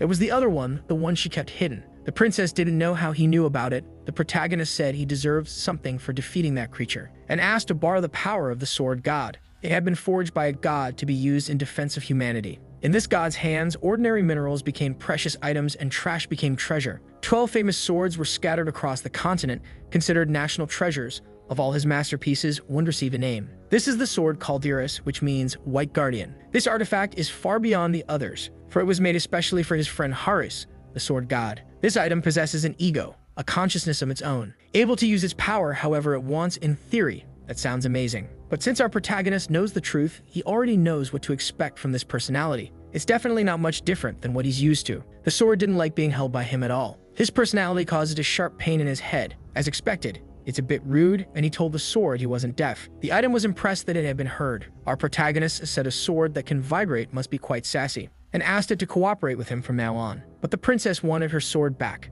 and when she tried to grab it again, she accidentally struck the protagonist with her body. He said that if they kept acting like that, the sword's wielder was going to die. Almost out of strength, since it was the sword that was keeping her standing. She remained conscious, and the protagonist acknowledged the princess's tenacity. She was truly talented. Her opponent had been strong, and it's very important to know your own limits. The sword threatened the boy, telling him not to do anything to the princess, and he said he wouldn't. But he caused an intense glow to appear in his hand, turning that light into a new shape, and a brilliant flash shone across the arena, because the sword had been summoned, and now it was in the protagonist's hands. Patiently, he began to analyze the item. It really was a finely crafted weapon. The sword didn't understand how its power was being used, since not even its contracted owner had been able to do that. Our protagonist noted that it was a very noisy sword. All it had to do was give him its power. He'd take care of the rest. The sword expressed interest in this mysterious person and asked who the protagonist was. Before answering, he was already using the sword's full power, calling down a bolt of lightning from the heavens to strike his target, demonstrating that the sword was truly an incredible item. Our protagonist wanted to know how long his enemy planned to stay hidden, because it was time to reveal their appearance. That strike caused a small tear to appear in the air. Our protagonist had been expecting a vampire. He just hadn't expected one at such a high level. At last, the woman was revealing her silhouette. She was the weird one from the mist. The protagonist wanted to know if they had already met before. She had come because her servant had been defeated, and she didn't expect that to happen at the hands of this young man. Our protagonist says she was very strong and asked her to come down, because he had something to show her. Looking up is straining your neck, and from that angle, you can see her panties. They're dark, but very pretty. That irritated the smoke-weird girl. The protagonist already knows where this is going. Sending an attack her way, he demanded that she come to him immediately. The woman stood atop the statue. Even if the vampires are defeated, the relationship between the nations might still sour. Ignoring the woman's speech, our protagonist said that if she showed up, it's because she believes she can beat him. She might be clever, but he's trying to find the right words to say this. It's time for her to stop deluding herself. The weirdo believes he's ignoring what's really happening, and she began gathering even more energy in one of her hands, sending an attack toward the protagonist. It looked a lot like a whip. Proving to be a devastating weapon, it destroyed a large part of the arena. But all the protagonist had to do was dodge it. He recognized that the smoke-weird woman was really angry, but she hadn't stopped her attacks. Several red flashes appeared, and they started heading toward the protagonist. Those were blades extremely dangerous. Our protagonist dodged them with ease, until he noticed he was being followed by a few of them, which made it necessary for him to put real effort into evading, performing multiple acrobatics throughout the arena, until he decided to use his sword, completely destroying the approaching blades. That hadn't been much of a challenge. The smoke-weird woman said that even if he surpasses her expectations, he's still just a human. Our protagonist asks if she isn't the servant of a human despite being a vampire. The smoke-weird woman was deeply offended by that comment, and went back to attacking the protagonist with her whip. Vampire lords are extremely powerful. Vampires can inherit a legacy and become lords. They can be easily defeated if facing their mortal enemies, the High Elves. Otherwise, they're formidable foes for anyone. Then the mentor asked our protagonist how he would defeat a vampire. He said he'd provoke it, and then beat it until it became obedient. The mentor said that was an interesting strategy. They would work against vampires because they are proud creatures. The stronger they are, the easier it is to provoke them. That's where you learn from the god of the sword. Apparently, they trusted the princess too much. The battle continues, and our protagonist still needs to keep dodging the attacks. Gaining a bit more distance, he managed to counterattack the creature, sending 2 powerful slashes toward her. But the smoke-weird woman managed to defend using her whip. The protagonist hadn't expected her to form a barrier. He thought it was a blood barrier, and the sword, annoyed, corrected him. It's a vampiric barrier. She's new, but considering her lineage, she might become a lord one day. The protagonist said they should deal with her now, but the sword wasn't sure that was possible. Faced with the sword's stance, the protagonist sarcastically asked if the blade thinks it's impossible, and the blade remained silent. The creature was getting more and more irritated. She said that the end of that human is obvious and inevitable. Even the girl who wielded the divine sword was defeated. If he wants a peaceful death, he should stand still and accept his fate. The smoke-weird woman destroyed everything with her attacks. But not only did our protagonist dodge them, he managed to get close to her, and now had a clear path to catch her by surprise with an attack. But the vampire believed the protagonist's efforts were in vain, and was already prepared to meet him with her whip. Only she wasn't fast enough. Our protagonist was already behind her, asking if she had just said that the techniques of the god of the sword were useless, because she's definitely ignoring something in this fight, too focused on the princess. Now she was about to witness firsthand the true technique of the god of the sword. It seemed like the vampire had been yearning for this. It didn't even feel like training. Our protagonist had repeated the same movement thousands of times, and now he held the divine sword in his hands. He said the result of his strike wouldn't be anything cute. Finally, the vampire realized the danger was real, because she was being overwhelmed by the pressure of that attack. Her barrier couldn't withstand such force, and a massive explosion occurred from the protagonist's strike. The result was simply unbelievable. Now the protagonist understands why people use good equipment. The sword was quite pleased by the compliment. She was about to say something, and he commented that the sword talks too much. She must be excited from having been materialized after several millennia, so he asked her to calm down, and the sword wanted to know how he could wield her so easily. Besides treating her as if he had known her for a long time, the protagonist doesn't want to talk about the past right now, because he knows that not even the sword would believe he is the disciple of her first owner. The sword said the vampire's presence disappeared, but she isn't dead. Still, the protagonist won't keep looking for her. He turned his attention to that stone. The sword knows this is the city of blood. She hasn't seen one in ages, and even now it makes her feel sick. Thanks to the explosion, the mist won't keep spreading, but it will remain in this place until every person is dead. With extremely high-level magic, they can purify the place in 6 months. And the protagonist knows the worst part. Humans exposed too long will become infected. The sword knows that outside, people must be hesitating. Humans are likely desperate. She said the protagonist is very lucky. Even though he's young, he's as strong as a master. And he's not being affected by the mist. He confirmed to the sword that he is the master. But he still needs time to manifest an aura blade. He's strong because he trained in a different way. He became a master due to the millennia he spent training. That's why he's so powerful. The sword started to worry about what the boy intended to do. Sensing the protagonist's mana, the sword is now certain he's a monster. She also felt both holy power and necromancer mana. She didn't know these powers could coexist. The protagonist and that destroying common sense is his life's mission. The sword finds all of this insane, while for the protagonist, it's the result of hundreds of years of research. He drove the blade into the ground, said they would stop talking. Now the sword has to finish this. He can't handle this situation with his current strength, and the sword wants to know what he means. Then our protagonist said they're going to clean up this entire mess. After hearing those words, the sword fell silent. He doesn't want to sacrifice himself to save strangers, but if it helps with his recovery, he'll take the opportunity. Because it's a way to use the powers he already possesses, powers that are now dormant. And even if it's not really his style, he has no other choice. Sitting down, he began to pray, directed to Freya. He asked her to send light because he knows the goddess can help him. Seeing this, the sword began to sweat in fear, because she doesn't recognize that prayer. The protagonist's divine power is a bit disobedient due to the one who taught it to him. Out of patience, he knows the goddess is watching everything, so he asked her to give permission for this. The sword doesn't believe this prayer will be answered by the gods. Our protagonist looked at the sword and said she knows nothing about the gods. Those followers who receive divine love aren't the ones who speak. It's those who awaken the gods' curiosity. And now the protagonist is going to show that it's possible to save those people's lives, using the enchantment of the greatest user of divine power, Daphne, the enchantment that can only be used with God's permission. Gods he knows and thinks are all insane, especially those who are already mad. The sword realized something was happening. That sacred magic is 9th level. Its name is Divine Sanctuary, and an intense light burst forth. The sword thought our protagonist wanted to kill her, completely draining her reserves. But the boy assured her she wouldn't die. Even so, the sword remained extremely worried. But the glow of the magic was so strong that the stone began to crack. The protagonist had to remain determined and focused, because he needed to complete the entire task. The glow was already so intense that it filled the entire Colosseum. Outside, people also couldn't say what was happening, because the entire city was lit up by that glow. which slowly faded, returning to the sky. From that magic, small feathers could be seen. And now the protagonist has wings of energy. With that, there was nothing left to be done, because that stone was destroyed. That shockwave was very powerful, making the protagonist's back ache a bit. He asked if the sword was still alive, but she refused to respond. Apparently, the power was stronger than she could manage, and now she's unconscious. But the protagonist isn't much better. Falling to the ground, he said he's about to lose consciousness. That's when his eyes saw something. He sees a status window with information about himself. He told Lady Freya that this is already a bit too much. But the goddess stated that this is still nothing.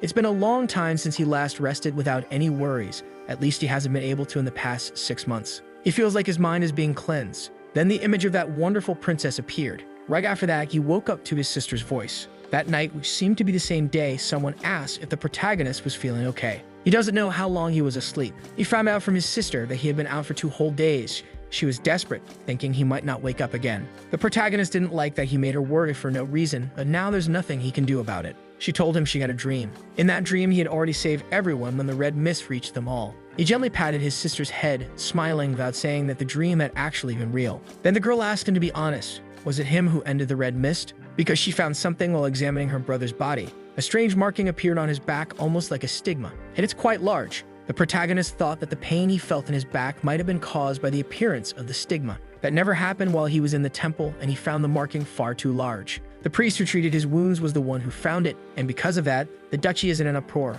The protagonist's body was discovered next to the sacred sword surrounded by divine energy. The stigma is a sign that he was chosen by the gods so people didn't panic. His sister just wants to know the truth, and the protagonist realized that people still don't know what really happened. He himself doesn't know what to do now, as he doesn't have the right answer about whether he should reveal his powers or not, because he doesn't know what could happen after that. He fears it might cause more trouble than good and said he doesn't remember much. To reassure his sister, he told her that his body is no longer injured. His body is in such good condition now that it's almost a problem. Because he used that much divine energy, his sacred power increased significantly, and his mana reserve has become terrifyingly large. All of his mana reserves grew, and now he can manifest a unique aura blade. Additionally, the divine power that barely grew before is what increased the most from this battle. Now he needs more opportunities to keep growing. His sister tried to say that things are a mess, especially for his personal servant. He remembers Amy from before he lost consciousness. His sister also said that Princess Helena had been looking for him and wanted to take him to a proper doctor. Our protagonist said the girl must be tired of taking care of him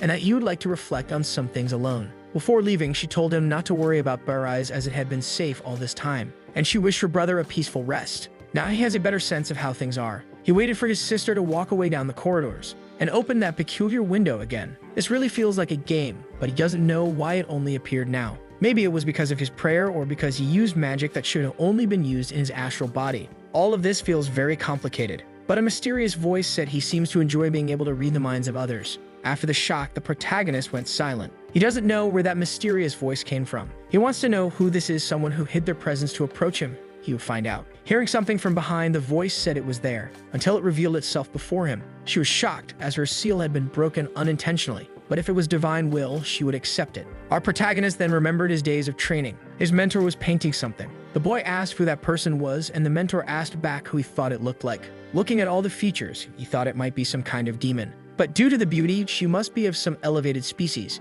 It didn't take long for that to be confirmed, and the boy wanted to know why his mentor was painting her portrait. Besides finding her beautiful, he said she's different from all the other girls. And he had painted her portrait so many times that it's engraved in his mind. Her name is Perserk. When she still looked human, he adopted her and taught her how to wield a sword. And as the legends say, to end the Great War, he had to seal the demon lord within his sword. The lord's name was Perserk von Fallen. The boy had heard that name once before in his life, and she was surprised that a human knew her. Apparently, his eyes do not deceive him. The only problem is that she is very small. The girl warned that she doesn't like being tied up, and that our protagonist must be quite the rascal. But he said they don't know each other well enough yet to be making jokes. Though, this isn't their first time talking, so there was no need to be hostile. Our protagonist wants to know what's going on, and the Demon King said they are bound to each other. She spoke about the stigma on his back, for it is to him that her soul is now bound. That's why the size of that thing is not normal. Imagining that this stigma is the seal of a Demon King, our protagonist can't find that funny. He said none of this makes any sense. The Demon King asked if he could untie her, since she's not the type to enjoy these things,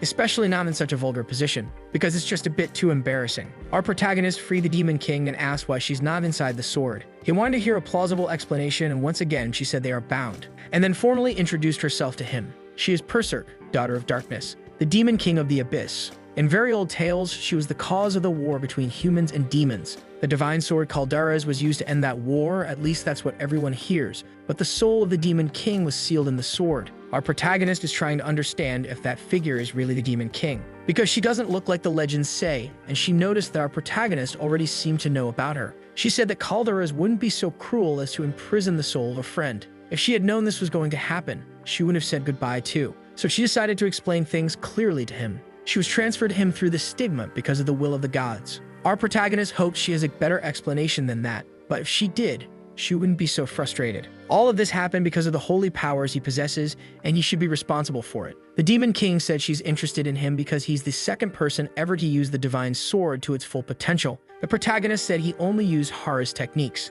The Demon King noticed that he speaks of this person as if he had met him, and the protagonist confirmed it's true, saying that Hara spoke of her whenever he had the chance. The girl was moved that he still remembers her. It's good to know he didn't hide that fact, but the protagonist asked her to keep it a secret, even if it makes no sense to lie to a Demon King who can see through people. She corrected one thing about that. The Demon King can't see through people, she just borrows the will of higher beings. Our protagonist asked if she's talking about the status window. To the Demon King, humans used to call that God. The boy didn't expect that those higher beings would give such a raw description of him. He wasn't expecting anything from the God who gave him divine powers. The Demon King said it's nice to meet someone different, and she hopes to explore the world with him. After living for so long, that's the only interest she has left. Our protagonist asked what he's going to gain from it, and the demon said he already gained her abilities. Just like in the games he used to play, he received skills. The boy didn't imagine she knew about his past life. To her, this is a very good deal, and she's very excited to see where he will take them. Thinking better about it, our protagonist agrees her abilities are very appealing, but it seems like he has no choice either,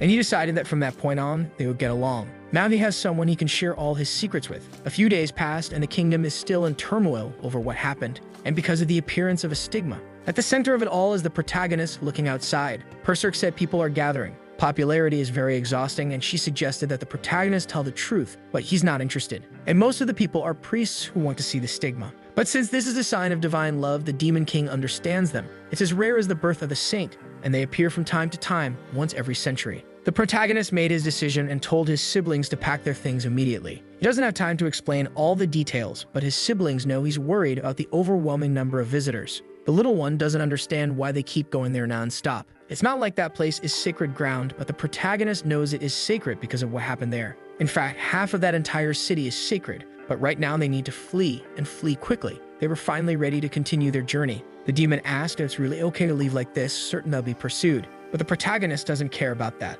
The next day, the princess learned that he had fled. It made her furious. Even after everything that happened, he left without giving any explanation. And she knows the version of events being told isn't the truth. The princess wants to know what really happened. And now that she knows he fled, she is completely out of control with rage. Her most loyal servants can't believe what they're seeing. The princess, once cold and indifferent to everything, is now acting passionately. She ordered the soldiers to prepare to march immediately. The carriage moves toward the protagonist's kingdom. His siblings are sleeping peacefully. Seeing the two like this, it almost looks like they get along. The demon asked if it's not a waste. She's referring to Calderas. She noticed the protagonist is interested in it, and he can wield the sword, unlike its current bearer. He's the perfect candidate to hold that sword, but he knows it feeds on greed, and he won't be able to use such strong magic again anytime soon, since he needs to recover his power. The demon believes he can do it again. He just needs to take the sword back, but the protagonist doesn't want to take something from a child. He also believes the sword isn't right for him, preferring larger blades. And one day he'll find the weapon he truly wants, because he already knows exactly what he's going to use.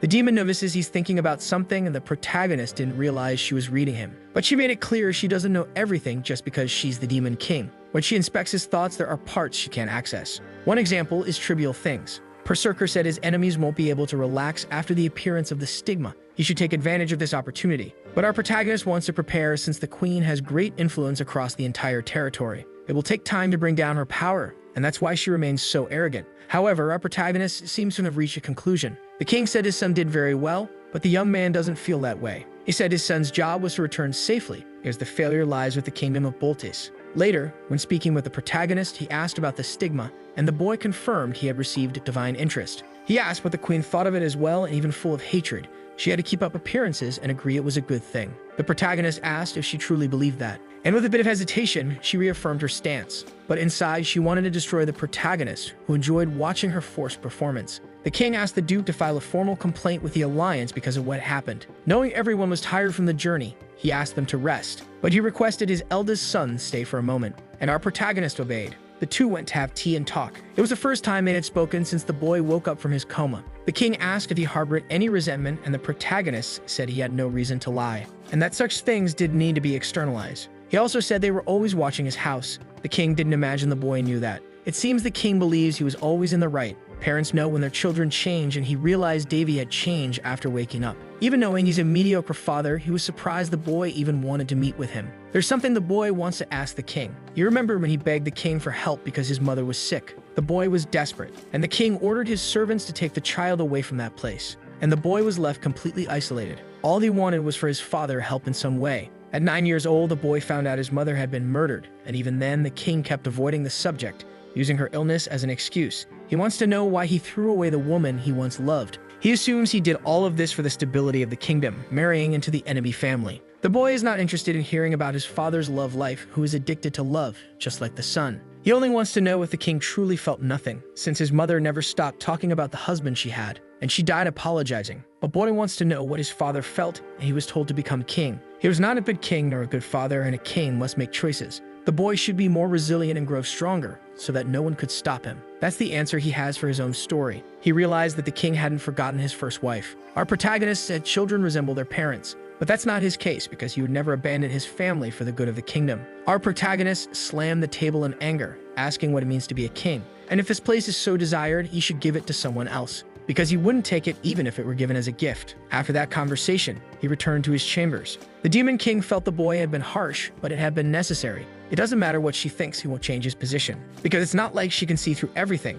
At least now he has an answer. Saying he would go to sleep, he asked Amy not to let anyone in. The boy immediately went to the window, asking if he should enter the rabbit hole. At the headquarters of the Black Moon Guild, word had spread that Sherry had gone missing. The assassins under her command had disappeared some time ago, and now she vanished without a trace. The regional leader knows this happened to her subordinates after they attempted to assassinate the prince and his siblings. A woman in the room said there was no need to have sent an A-rank informant. They already didn't have much information about her identity, which makes her disappearance suspicious. Besides, the targets she once had are still alive, and it wouldn't be bad to see what a real assassin is capable of. And that mysterious man, who looked quite a lot like a woman, said he would bring the bodies of her victims along with the head of the possible traitor. But that man's overconfidence will end up being his downfall. Sherry was an A-rank assassin whose skills were exceptional. Most assassins worth anything could tell this woman was extremely dangerous. To think that, on top of failing, she disappeared is truly a desperate situation for him. The regional leader thought he'd tie up a few loose ends and get out of that city immediately. He started pressing a button,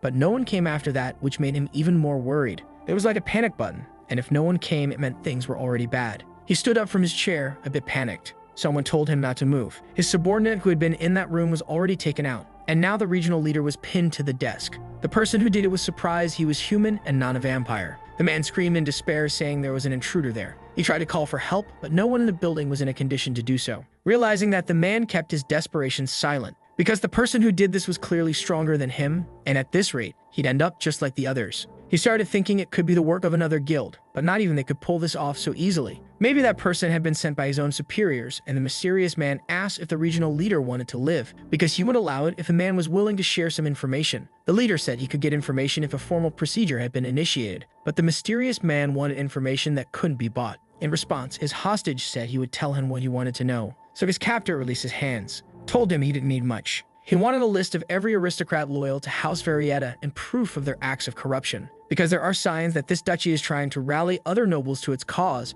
and there must be documents about that. The man tried to resist, but was quickly reminded of his situation, and realized he would be finished if he didn't cooperate. That mysterious man is truly dangerous, a master among assassins, and he asked the victim if she needed another warning. Because detecting lies is his specialty, it's best not to try bluffing. But it's up to him what he wants to do with his life. The man knows why a master assassin is in such a small kingdom. He gathered several scrolls and gave them to the master assassin. Our protagonist knew this wouldn't be easy. There are many false names and unnecessary information there. He needs to keep searching. That's why he called it the rabbit hole. He told the Demon King they need to gather more information to clean out that aristocracy. She realized this will lead to a bloodbath. But our protagonist said he won't kill them all. He needs to play by the rules of the game. Even if they are aristocrats, none of them are above the law. He wants to speak with one of the 3 sword masters of the kingdom, Peltrais, who was his mother's personal knight when she was alive. The knight received a document that deeply worried him. He went to the butler to find out who had delivered the letter. The protagonist's cleansing operation was already underway. He was watching everything happening in that place.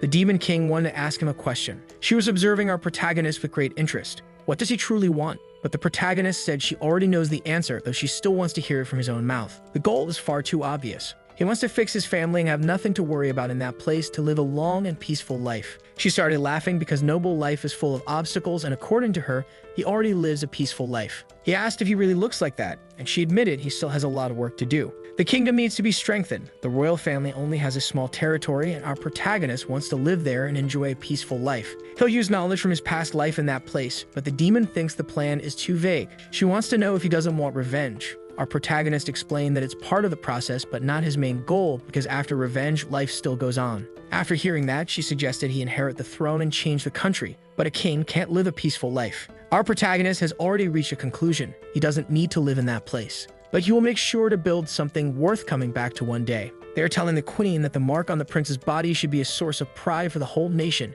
and she agrees with those words. She suggested he be given an award, a kind of reward. He had already received a piece of land before, and she suggested he be sent there, so he could contribute even more to the kingdom. Some nobles thought it was very strange that she praised the first prince. All of that is nothing more than a grand performance, and she hates having to bow to it. The assassination plan failed, and her best tool has disappeared. He had returned without the stigma. She could have finished him off. Now, everything is more difficult. She must stay focused. She found out that last night, several pieces of information were leaked. Every information guild in the kingdom was destroyed in a single night. She was informed that the one responsible was a master assassin, whose aura was terrifying. Going after him is dangerous, and there's no one in this kingdom capable of doing it. But the queen insists because losing information is far too risky. She will be in danger if that information falls into the hands of that knight. It could even spark a revolution in this kingdom. She suspects the same person is involved in everything. Even though she has no proof, she believes the one who caused all this and the one protecting the prince are the same. Still, she believes there's hope. She just needs to get rid of that bastard. There's only one option left: legally exile Yahello. And that's where the bitter queen will place her focus now. She suggested he be sent to other lands, thinking he would refuse, but she was surprised by the result. The king found it interesting, to the queen's total shock. It's not appropriate for an adult prince who won't inherit the crown to remain in the palace, and this should be dealt with urgently. And the king seemed interested in that idea as well. He ordered the prince to be brought to the hall. The queen doesn't know what he's planning. Our protagonist had already been expecting this. The king realized his son is a ticking time bomb, so he wants to get him out of the palace as soon as possible. He should go and cultivate the land he received, so that his existence may shine in some way. The protagonist will follow these orders. The Demon King noticed the king is afraid of what his son might do. Even if things hadn't reached that point, he would have done it anyway. Because what he had to do in that place was already fulfilled, he didn't need to stay in the palace. Everything is happening according to the protagonist's plans. He said he would leave as soon as he was ready. The Demon King noticed that the king's heart is not at peace, since many lives could be lost in this process. But our protagonist doesn't care. The country needs to go through a reform before the next king ascends the throne. He doesn't want Barris to have to deal with that mess, and this is an interesting opportunity to deal with his enemies. After the announcement, he went outside. His brothers are already looking for him. They want to know why he's leaving and what this is all about. They want to speak with the king to get him to change his mind, but our protagonist just wants to leave. He asked his brothers to trust the decisions he's making. Even so, they're full of concern because he's going to the Heinz territory. If he were in trouble, he should talk to them. They would go help him. Even if it's a wasteland, it's still a place where people live. He would make the place prosperous and is already looking forward to having his brothers visit it. Back at his palace, he called for Amy. He asked her to gather all documents related to the land they're going to. She asked if there was any specific document, but our protagonist wants access to everything. Just say that the prince himself sent her there. He needs to know his enemies. If they do that and know themselves, they will be unbeatable. That's what he told the Demon King, words from his past life. She really liked that. Situations like this spark her interest. Despite having great strength and skill, our protagonist hasn't become arrogant. She finds that very interesting, and he found her opinion a bit odd. The Demon Lord said her life was very boring, unlike our protagonists. He never imagined someone would enjoy living his life indirectly, but she said our protagonist should be proud because she's becoming his fan. And truly, she seems excited. An attention our protagonist didn't want to have. Amy managed to return with the documents faster than expected. But the prince saw it was less than he imagined, though those are all the documents concerning that territory. He thought maybe that's for the best. Less bureaucracy will make his job easier. The boy began to analyze the documents. Even the demon lady was helping with the task. They realized that land is cursed. The Lord doesn't know how he managed to end up with such a terrible plot of land. Despite everything, our protagonist is very grateful. They're already organizing materials to depart on the journey. Apparently, Amy will be the protagonist's only companion. It will be a modest farewell, but our protagonist can't change that. He has no knights loyal to him. It's as if he were a poor wanderer, but someone came to see him. The knight who once served his mother came there. He heard that the prince was leaving. He said the boy could become the kingdom's successor. The boy said he's not so sure about that, and the knight looked at him firmly. He said the young man had matured a lot. If the queen were alive to see him, she'd be proud. Our protagonist said he'd only be a disappointment to his mother. If that's the case, then the knight who protected her should return to his land. Our protagonist said that's not true. He had learned a few things about that man when he infiltrated his house. He never stopped investigating the queen's death. He said the protagonist could talk to him if he ever needed anything because he helped with everything he had. The prince said that if the knight helped him, it could cause problems in the kingdom. Smiling, the knight said that if it didn't cause problems, then his oath would mean nothing. Our protagonist said he would turn that land into a livable place and entrusted the knight with taking care of the capital. He hopes the knight can cleanse the corrupt aristocracy so that the protagonist can strike the final blow. He's already arriving in his new territory. Turns out it's closer to the capital than he thought. The demon lord rested through the entire trip. The two are already working very well together, and you realize that she needs to sleep a lot because her ability to materialize is still weak. He said it's not cheap to sleep on his legs, but the demon lord doesn't care about that. Covering her with a cloth, our protagonist said she's truly living life. The coachman announced that they are arriving at their destination. Their caravan has entered Hein's territory. It lies in the eastern part of the kingdom, near an ancient mine bordering a monster-inhabited region. The good side is that it's close to the route leading to the capital and the land is vast. If the roads are maintained, it could become a trade route. But at the moment, the place looks completely devastated. That land was once fertile, but now it's exhausted. The reason for this is still unknown. He saw through the system that there really is an evil power causing it, but he also learned from it that recovery is a possibility. The demon lord was certain it was a curse she had already awakened. There is a type of curse that spreads endlessly. Our protagonist didn't expect to find traces of dark magic in that place. It must have been the work of a former resident. The territory ended up unlucky, and our protagonist began the purification process. But it seems it won't be an easy task. Curses that have lasted this long are troublesome. Getting off the carriage, he began to wonder if the whole region is truly like this. There are barely any mages using dark magic nowadays. Much has changed in this world. The prince's caravan was stopped as they were entering the city. They were being asked to present their identification. There were some guards stationed outside the city. Even so, our protagonist realized that the security is very poor. But you should at least be thankful that there is any kind of security there, because the city could easily be invaded by monsters. Living there would be impossible without the guards. The guards wanted to call the captain, but the prince said it wasn't necessary. He hasn't yet received the title of lord of that region. He asked everyone to relax as they'll be seeing a lot of each other from now on. The townspeople received him as royalty. One of the guards apologized for not greeting him earlier. Our protagonist noticed that the man's hands were trembling and wounded. He began analyzing the whole place more closely. He asked how long ago the messengers had arrived in the city. The man said it's been 2 days, and even so, he still seemed very uneasy. He asked to be punished, but the prince wanted to know when the monster attacks began. The guard didn't understand the prince's motive. He didn't know how the prince had access to that information.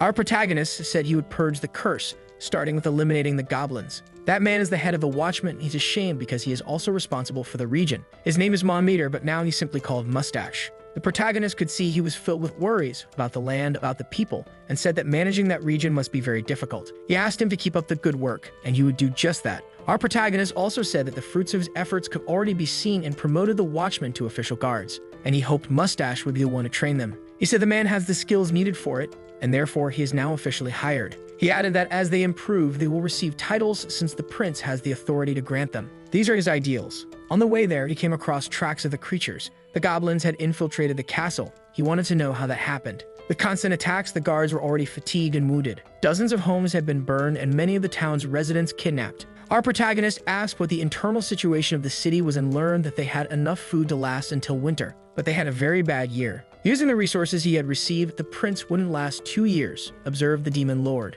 He suggested that she become his personal assistant, but she refused the offer, saying she liked to sleep too much. It seems he has no other choice. And then he showed a few platinum coins. He ordered his new guard to buy food and repair materials. That should help for the time being. Amy said that amount of money was enormous. But our protagonist asked her not to worry as the money was obtained honestly, that they don't know he got it by robbing thieves. The demon lord said that even so, the money was still dirty. The head butler would accompany this task. They would take 4 days to complete it, and the prince is counting on them. Now it's time to begin the cleansing. He ordered all troops to gather, leaving only a minimum number behind to protect the place. Rescue operations need to be swift to increase their effectiveness. He thanked everyone for gathering, introduced himself, and said he would become the lord of that region. People already know some citizens have been kidnapped, and they must be scared and outraged. Seeing those people, he realized not everyone has potential like Bigode. Our protagonist made it clear she has no intention of remaining defenseless in these lands. One of the people said that bringing guards into the land of monsters is a death sentence. The prince asked if he already wished to surrender, but the man said he knew the prince came from the capital and things are different in that region. If they fail the attack, there will be retaliation from the monsters, and the prince assured them they will not fail. Even while preparing for the battle, he could see what people thought of him. They think he's just another self-centered noble, and it's hard not to agree with them. He told the people that he is not a prince, but the lord of that region, and whether they like it or not, they are his subjects and his family, and he would not let his family die. If they don't trust him, they should trust the stigma on his body left by the gods. But if that's not enough, they should see him as an oppressive ruler and follow him out of fear. He values life and will not let any of them die without his permission. Even so, the citizens remained doubtful. At night, someone said his speech wasn't bad. The group of soldiers he had gathered is tired and experienced. The prince needs to establish his strategy, and the demon lord noted that he's living life a bit too peacefully. All he needs are those 150 soldiers, because any goblins that outnumber them will be executed by the prince himself. One of the men said they had arrived at their destination. The goblins could already be seen on the other side. It looked like an abandoned city, and the protagonist thought goblins and orcs were enemies. According to patrols, the creatures were gathering in that place. They had captured one of the men's daughters. The prince asked if the man felt anger, and whether they wanted to eliminate those creatures, or fight for their fallen companions. All of them wanted revenge. He realized they were all enraged, seeking vengeance for people who weren't even their relatives. Our protagonist really liked the region he had acquired, and he fired an arrow toward the creatures. One of them was distracted. It didn't even notice when its companion was struck down by the arrow. When the body hit the ground, the creatures panicked. The soldiers can't fight the creatures head-on, but he reminded his men. They must not forget, he won't let any of them die. Still, everyone was already terrified. The creatures knew they were under attack, and our protagonist could train with Apollo himself, the master of the bow, hence his great skill. He had no intention of using guerrilla tactics against these creatures. He won't hesitate to pick up the broom and sweep the city clean of dust. He began to radiate his holy power before those men, and gave his first command to them at that moment. He raised his hand high, using a technique that increased all of their attributes. They wouldn't even be able to describe what kind of magic that was, but every one of them without exception had been strengthened. The protagonist believes he's just doing a bit of charity, but he had used a powerful enhancement enchantment. In the whole world, few people are capable of doing something like that. Even paladins from the sacred lands would struggle to do it. It would require a priest of very high level. Our protagonist gave his men permission to unleash all their resentment, and he had always wanted to try something in particular, which made the demon lord curious. He gave a slight smile, told his men that they had become stronger, and they should attack. The demon lord didn't understand a thing. Those men were already set on avenging themselves against the creatures, and they immediately began executing them. That explains the expression on each of their faces. They looked like they were in complete ecstasy. They weren't afraid of the danger. On the contrary, they were overwhelming the creatures with ease. Even they couldn't believe how easy it was. It wasn't a battle, it was a complete massacre. One of the soldiers got injured. Our protagonist went to him to heal the wound. The soldiers were surprised, and our protagonist reminded them that holy power is not omnipotent. He would not allow any of them to die, so they should prepare quickly. Everyone who gets injured will be held accountable once they return to the city, and the soldiers don't want to disappoint their new lord. Watching the performance of his new army, he started to wonder if this is what berserker fury looks like. He almost felt sorry for the goblins, who were being annihilated. They finally managed to win that battle. The prince went to inspect the area to make sure it was truly over, only to hear his men praising him. He's really enjoying that. But he warned that it's not yet time to celebrate, because they still need to rescue those who were kidnapped. His desire was to indoctrinate his men with a little fear and admiration. But unfortunately, all of them are already irreversibly impressed with the prince. Even so, things are unfolding according to plan. In the battle the following day, they remain very enthusiastic, and another victory is achieved. The soldiers in the city hope that this new lord is a decent person, since he left with only a few men. One of them said he's just a 16-year-old child and must be blinded by the taste of his first victory, until someone asked what they were doing there, since they should be moving the barrier soon. The lord returned to the city. Those two guards don't understand what's going on, and they were very surprised. He really defeated the creatures with 10 guards and 3 knights. The prince wasn't expecting to receive such a reception. The expression on the people's faces is one of great surprise. The demon lord said what he did is as astonishing as giving drugs to these people. At this rate, they might end up creating a religion around him. The prince warned that there must still be some creature settlements left, so they would head out on regular cleanup missions, leaving behind the necessary forces to protect the city. He then dismissed his men. Noticing that they're all very impressed, he hopes that feeling will fade after a few days. Rivers travel faster than the wind itself. and many of the city's residents are already treating the Lord kindly. Some even get into fights over it. That possible idolization made the prince start to regret some of his decisions. He succeeded in earning the trust of all the residents. Perhaps a noble in that land was useless. At least that's what the residents used to think. But he learned from the conqueror Asura that no matter how small the land is, he rules over people, not cattle. People must follow him of their own free will. The protagonist didn't learn politics from him, but he did absorb some good advice. The demon lord wants to know the state of the land as she has obtained more information. Our protagonist also wants to know what she thinks about all of it. If he can lift the curse, that place will return to normal in 5 years, and in 20 it will become what he dreams of. And that's not based only on the protagonist's strength. She has more opinions to share about that land. Our protagonist wants to hear everything she thinks. That region has no water supply system, and the poor harvest led to a small food stockpile, along with job losses. The money he invested isn't enough. The biggest problem there is the lack of resources, and that region has never been profitable. But if the problem is money, our protagonist has a solution, which made the demon lord curious. He was surprised by her reaction. That land has many capable use, since their first means of survival is hunting monsters and animals. The second would be planting crops in that region, but they need to resolve the curse first. The last method is through commerce, but there is no commercial incentive for that region, and the protagonist said they don't need to trade with humans. So they should inspect the region first, because they need to use everything within their reach. Looking at that land, he always wanted to have a building,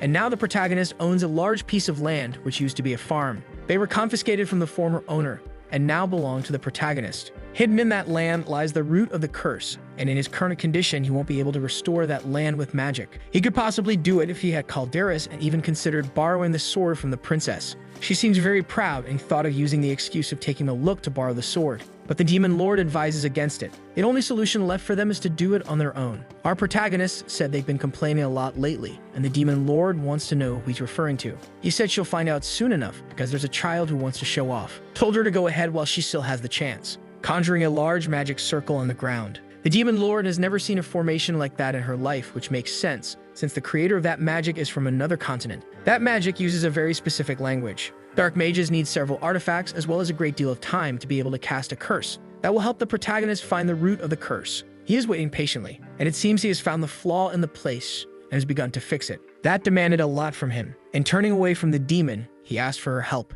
He wanted to know if this really resembled a curse, because it didn't seem like one. According to that magic, a place was appearing like a heated room. After that, they went to the borders of the region. In that place, they reached other conclusions as they are still searching for the source of the curse. The demon lord remains quite curious. She wants to know if the lack of rain and the barren soil are part of the curse. The protagonist said that in some way they are, but his magic identified that the curse has only one effect. It maintains a specific condition, and if it persists in a region for a long period, it can become complicated. He doesn't know what purpose it was created for, but it destroyed that place. Looking ahead at the problem, our protagonist began to wonder what would happen if he could modify this new condition. He might be able to turn that place into a tourist region. He finally found very ancient ruins. He didn't imagine something like that could exist in such an arid place.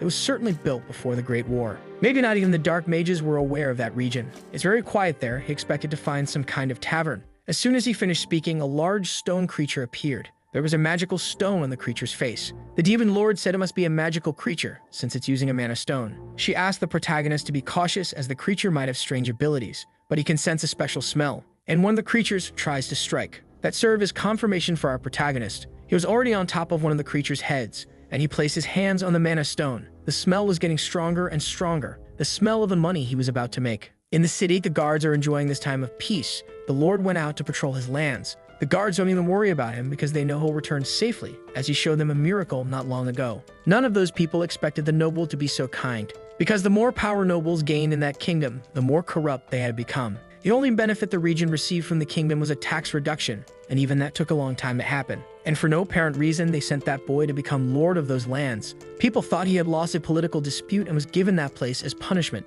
Even so, there was nothing they could do about the situation, and they were still being attacked by monsters, able to enter the city and kidnap some people. Given the situation, a rescue mission was completely impossible. As if things couldn't get worse, the noble from the capital arrived in the city. Even though he seemed friendly, they didn't know what to expect from that boy. They thought he would punish the captain of the guard, and if he did, there were among the townspeople those who would certainly rise up, and they were just watching the situation unfold. But the prince took it upon himself to face the problems of that region, and he even found a way to fight against the goblins. He called in all family, rescuing those who had been kidnapped. The prince's words and actions changed the lives of everyone. Although he made it very clear they should not see him as a saint. In just a few days, he became more important to the townspeople than God himself. The truth is, a man who performs miracles is more important than a god who only watches. One man comments that it's very good the monster problem has been resolved, but he doesn't know if there's hope for that land. Because of the long years of drought, they don't know if the land can ever be productive again. Even the lands around the castle, which used to receive rain, started being affected. Several people went there to investigate the causes, but none of them could solve the problem. The townsfolk believe this isn't a solution that can come from human hands,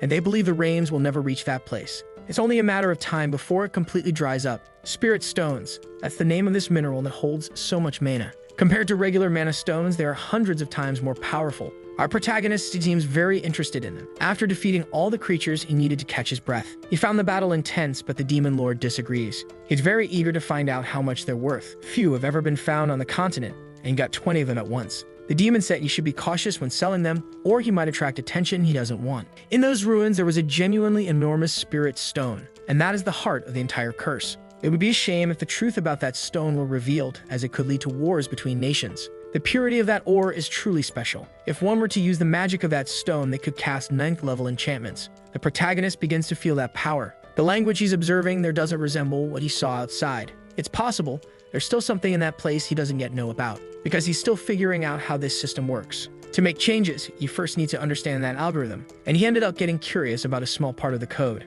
After making a small alteration, those numbers changed color. The center began to transform, until a major change was executed. The light that was once blue turned green. The protagonist's intervention had worked. Seeing all of that, the demon lord wants to know what he had done. That land had lived in drought for many years, so he thought it would be good to give them some rain. But there's a catch. Inside the city, the guards are working on rebuilding the wall. They noticed that rain began falling from the sky. A completely unexpected scene for all of them, but the rain was falling on the city, watering the soil that had long been dry. The situation is far from easy. This is the worst-case scenario.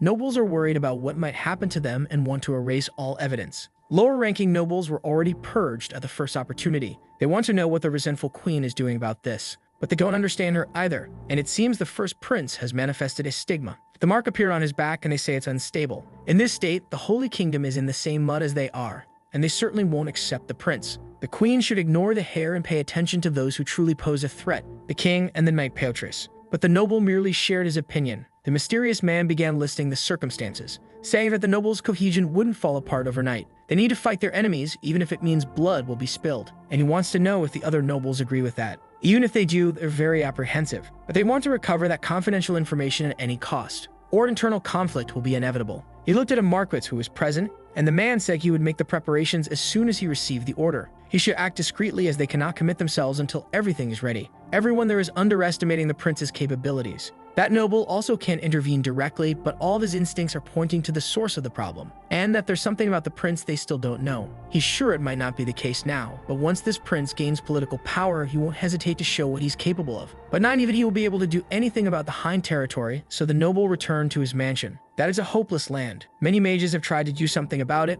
and all have failed. It will be no different with the prince. You won't be able to do anything in a land untouched by rain. But what he doesn't know is that rain is falling on that desolate land. The residents are also very surprised. No one can say for sure why that rain is happening. The protagonist took quite a while to find those hidden ruins. It will need to rain for a few more days before the land can be planted again. He has all this information thanks to that stone, because it's connected to other spirit stones scattered across the region, allowing him to understand the environment and control the weather of the entire area. In the end, humans are a species that evolved through laziness. With the leftover spirit stones, he crafted a place where he can store his items. Now he needs to wait patiently for the land to recover. A week had passed. The residents are gathering as if they were members of a crazy cult. Our protagonist is impressed by how many residents showed up, but they didn't let the prince work alone, and he warned that it would involve a lot of physical effort. Maybe the elderly wouldn't be able to handle it. People really like the prince and enjoy his remarks. He said that day's task is simple. He had asked the knights to draw lines around the region the day before they're going to clear all that land. The work will take 4 days. Those who don't feel up to it can leave without any issue. They will have time to rest, and he guaranteed that everyone would be paid for the work they're going to do. The knight said that even though it rained in recent days, the land is vast and it won't be possible to cleanse it in just 4 days. But the prince is confident they'll manage to do it. Meanwhile, other residents are eager to witness yet another miracle. But the knight's faith is small. Even though he witnessed a miracle, his heart is hesitant, until a great light appeared before his eyes. Our protagonist was strengthening all the workers with his magic. The knight finally understood how this would be possible, and he also felt his body being strengthened. Because all the workers have been blessed, now they can really dig into the work with their hoes. Our protagonist thinks that if he had calderas, they could use an area of effect spell, but he said that's not the purpose of a sword. The knight wants to know what the prince plans to plant on that land, but there are only two ways to make money in a short period of time. What determines the value of something is its availability and scarcity. The demon lord wants to know how he plans to achieve both. The boy's answer is simple: he's going to plant moon grass on that land. His answer satisfied the knight. Throughout that entire territory, moon grass will be planted because it's something very rare. That plant doesn't grow just anywhere, it requires many specific conditions. It's imported at a very high price as it's used by alchemists and mages in their research. Reaching exorbitant prices is truly a scarce item. The knight said that moon grass won't grow in this climate, but the boy told him that the gods have blessed that land and the climate will be blessed too. The truth is that he only needs to adjust the weather using his magic stones. Now they need to find the vegetarians of the forest. The breeze carries some leaves to a woman with pointed ears. She was busy doing something but looked toward the window. She wished the blessing of nature upon her visitor. She learned of his visit through the spirits. Her name is Uriah, and the green-haired man is her master. His name is Medith, and he's the one who decided to visit her that day. She asked him to come in, and as he'll always be welcome there. The two are going to have some tea, and the man seems to have some news to deliver to her. He said he had a dream recently. She wanted to know what kind of dream would make him visit her in such a rush. The elf remained silent for a few moments. In this dream, the spirits had cursed the forest. That immediately made the girl worried. But she remembered something her master told her a long time ago, that the work of the spirits is to maintain the balance of things and there are events that are inevitable. He told his student that the forest is drying out, and that it's happening throughout the entire forest. That's why he came to ask her to return to her hometown, which lies within the sacred tree. She listened to this request patiently, but she was already at home, and besides, she's no longer welcome in their city. However, she asked her master to take the others from that place, so they wouldn't be affected by the curse. But her master was very worried, because he knows she could die if she remains in the forest. Yet to her, all of this is part of the natural course of things. The imminent danger did not bring her any fear, and maybe, just maybe, someone will appear who can save that place. After saying this, she began to enjoy the breeze that was blowing, as it was a sign that better times are coming, and she asked what her master thought of the tea, because this time she used grasshopper wings in the mix, making her master spit the tea out immediately. For a brief moment, he understood why the other elves don't want her in the capital. He had completely forgotten that even her own kind don't like her very much. They consider the girl a heretic and a psychopath. Our protagonist is walking through the forest. The demon lord didn't expect anyone to be living in that place, especially elves, who are not only rare, but also very hard to find. Since the Great War, they began hiding and many people don't even know they exist. Our protagonist considers himself lucky because during the battle with the monsters, he ended up discovering some forest spirits. If they're around, that's a sign the elves are too. The demon lord asked if it's okay to meet them, as it might be better to avoid them. She doesn't like those pointy-eared folks, and the protagonist isn't much of a fan either. Oh god, Apollo humiliated that entire race, and just from seeing his memories, the demon lord already wants to keep her distance. They finally arrive at the elven forest. It's very different from the rest. The forest guardians were approaching them without fear. Due to his affinity with spirits, those animals must like him more than the elves themselves. Our protagonist had to live inside a pit of fire to develop this. Remembering the process makes him angry. The goddess who taught him this was born as a human. And the demon lord is truly impressed that he has such a strong connection with these creatures even without having formed a contract. She wished the cute creatures liked her too. Now she wants to know how the protagonist will find moon grass, as he can't do it alone. Until they saw a small animal approaching. It landed on the protagonist's hand, bringing something. The demon lord can't believe it, but that's exactly what they were looking for. They found the garden of the moon goddess, and he thanked the little spirit for guiding them there. There are enough seeds there for them to plant across the entire region. But she was amazed to see what the protagonist was doing. Affinity with spirits is rooted in mana. Anyone with enough power can speak with spirits. Even so, progress is determined by one's spiritual affinity. With our protagonist's capabilities, there's no spirit in the world he can't summon. The demon lord wants to know if he'll make a contract with any spirit in that place. He explained that since the garden belongs to the moon goddess, as the name implies, is part of a spirit. So taking plants from there with spiritual power could upset that spirit. That's why the demon lord should just watch what he's doing. In another language, the boy asked if the spirit was there and if it could hear him. His voice echoed throughout the place. Water and fire appeared before him, and so did other elements too. This was a sign the spirits were listening. Our protagonist is speaking with them now. Now they have permission to take the plants, and they should be quick before meeting the elves. The demon lord asked where his courage had gone, but our protagonist wants to avoid unnecessary conflict. Unaware that he was already being watched, and the observer found it all amazing. The girl's teacher noticed she was distracted from the conversation. It's impressive that a human entered that cave, and even though he gained permission from the spirit, a human had done that. That place he's in is sacred to the elves, yet the boy managed to take the plants and communicate with the spirits. Now she doesn't know what to do about it. Because this is an unbelievable situation, not even her master would believe it. But he wants to know what's troubling the girl's mind. She asked why he had stopped drinking the tea she had prepared. She had worked hard to make it. It dried the locust bodies for over a week. Even so, her master is ignoring all her effort. He said he's not feeling very well. If that's the case, she has a recipe that could help him with that. But the master, thinking it might be something bizarre, avoids letting her keep offering it at all costs. Then she asked him what's more likely, a human entering the sacred garden and being able to talk to spirits, or a great being awakening from its slumber. But the master didn't quite understand that question, and asked if she was actually being serious. If we're talking just probabilities, the second is more likely. Despite the legends, dragons still exist. But humans couldn't speak with spirits. There are isolated cases of something, but they couldn't see the spirits of the forest. After hearing that explanation, she seemed very happy. She told her master that she would need to leave the village for a while, because she thinks she's found the solution, a way to save that entire village. But the master wants to know what solution she has found. Meanwhile, our protagonist is very surprised. The task that was supposed to take 4 days was completed in just half a day. That motivation was really strong. Now they can focus on planting the moon grass. After putting the residents to work, you could hear some rumors about the region. There are still doubts whether what he planted will actually sprout in that soil. The grass will take 4 to 5 months to fully grow. The plant needs the influence of the spirits to bloom, but they're going to sell the plants, not the flowers. Everything is going according to plan. The guard is worried, since no one in that town knows how to handle this kind of plant. And those that were born are slowly withering, but the protagonist asked him to keep waiting, because the gods would bless that land with rain once again. A few days pass, and the guard came to inform the prince that the day was very hot, but our protagonist asked him to remain calm. The rain came as predicted, leaving the guard quite surprised. Thus, our protagonist continued to control the humidity of that region. 4 months passed as if they were just a few days, and rumors are reaching the capital. Other kingdoms are also hearing that moon grass is being cultivated on the continent. That could only be madness, but it was the lord of that land himself who encouraged the planting. They know it's from the region of Hines, the region that was once visited by mages years ago because it was a cursed land. Apparently, that abandoned land is now being visited by rain. A woman said it would take at least a decade for that land to become productive again, and that the lord of those lands is the first prince of the Ron kingdom. Maybe he has completely lost his mind, and some nobles agree with that. But those who seem to be mages became very thoughtful. He asked his servant not to say anything because the nobles are not aware of everything. This is the sage Harrison, leader of the Red Tower. It seems something very interesting is happening in the eastern part of the continent,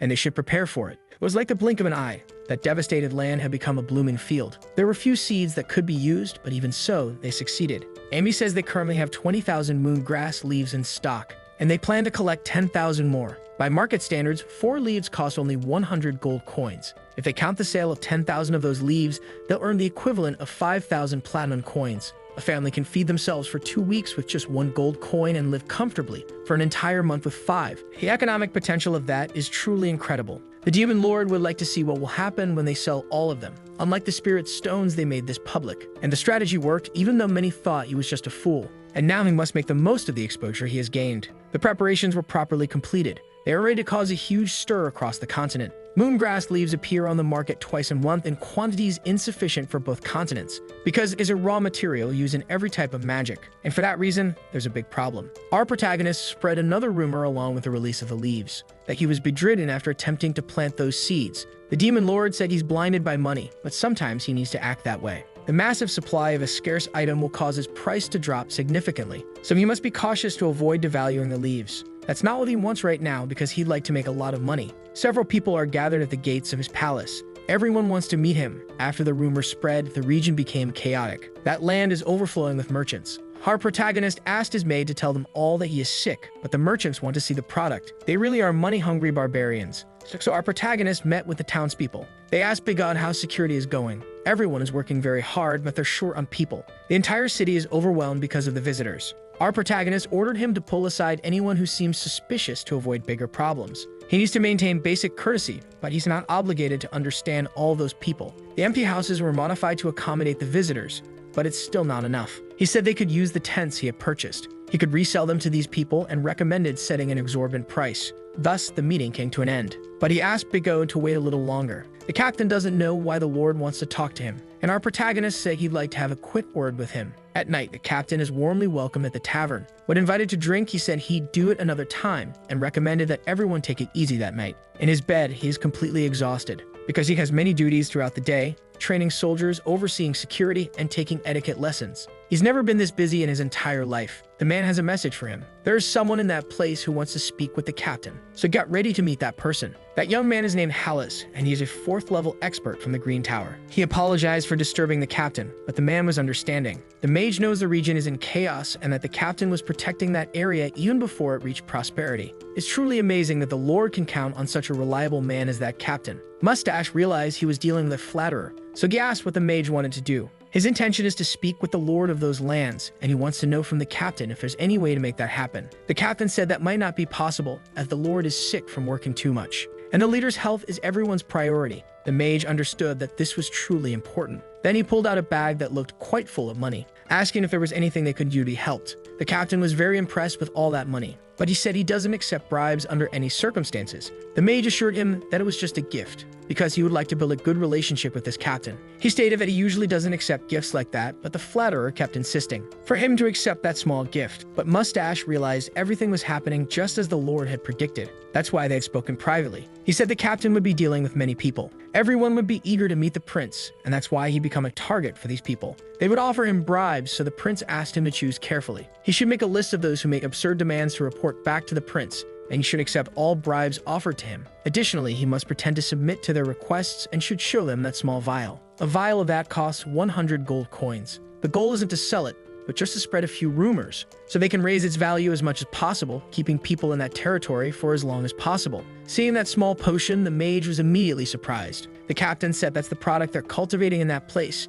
It would soon be for sale, so there's no problem showing it to that person. And the mage had no doubt that item was of extremely high quality. He had never seen anything that good in that part of the continent. In terms of efficiency, it's at least twice as good as what they're used to. He needs priority access to these items and praised their quality extensively. The captain assured him the products would be of similar quality. Those that don't pass quality control are turned into fertilizer. The mage saw that as a huge waste and learned that they had prepared 10,000 units of that potion. He quickly realized that if they could produce that much, they must have discarded at least the same amount. The boy is truly determined, and they can't ignore what he's managed to accomplish. The captain said that particular sample would be put up for auction, but he knows they will keep selling those items. The mage is very excited and nervous about this news because he knows someone will be given priority access to those items. Leaving that house, he confirmed that the captain would be compensated for the information he gave. So they shook hands, and he headed to his carriage. The captain was very surprised as his performance had been perfect. The next day, he went to speak with the prince because he wanted to know how he knew all of that. He said it's just how life works.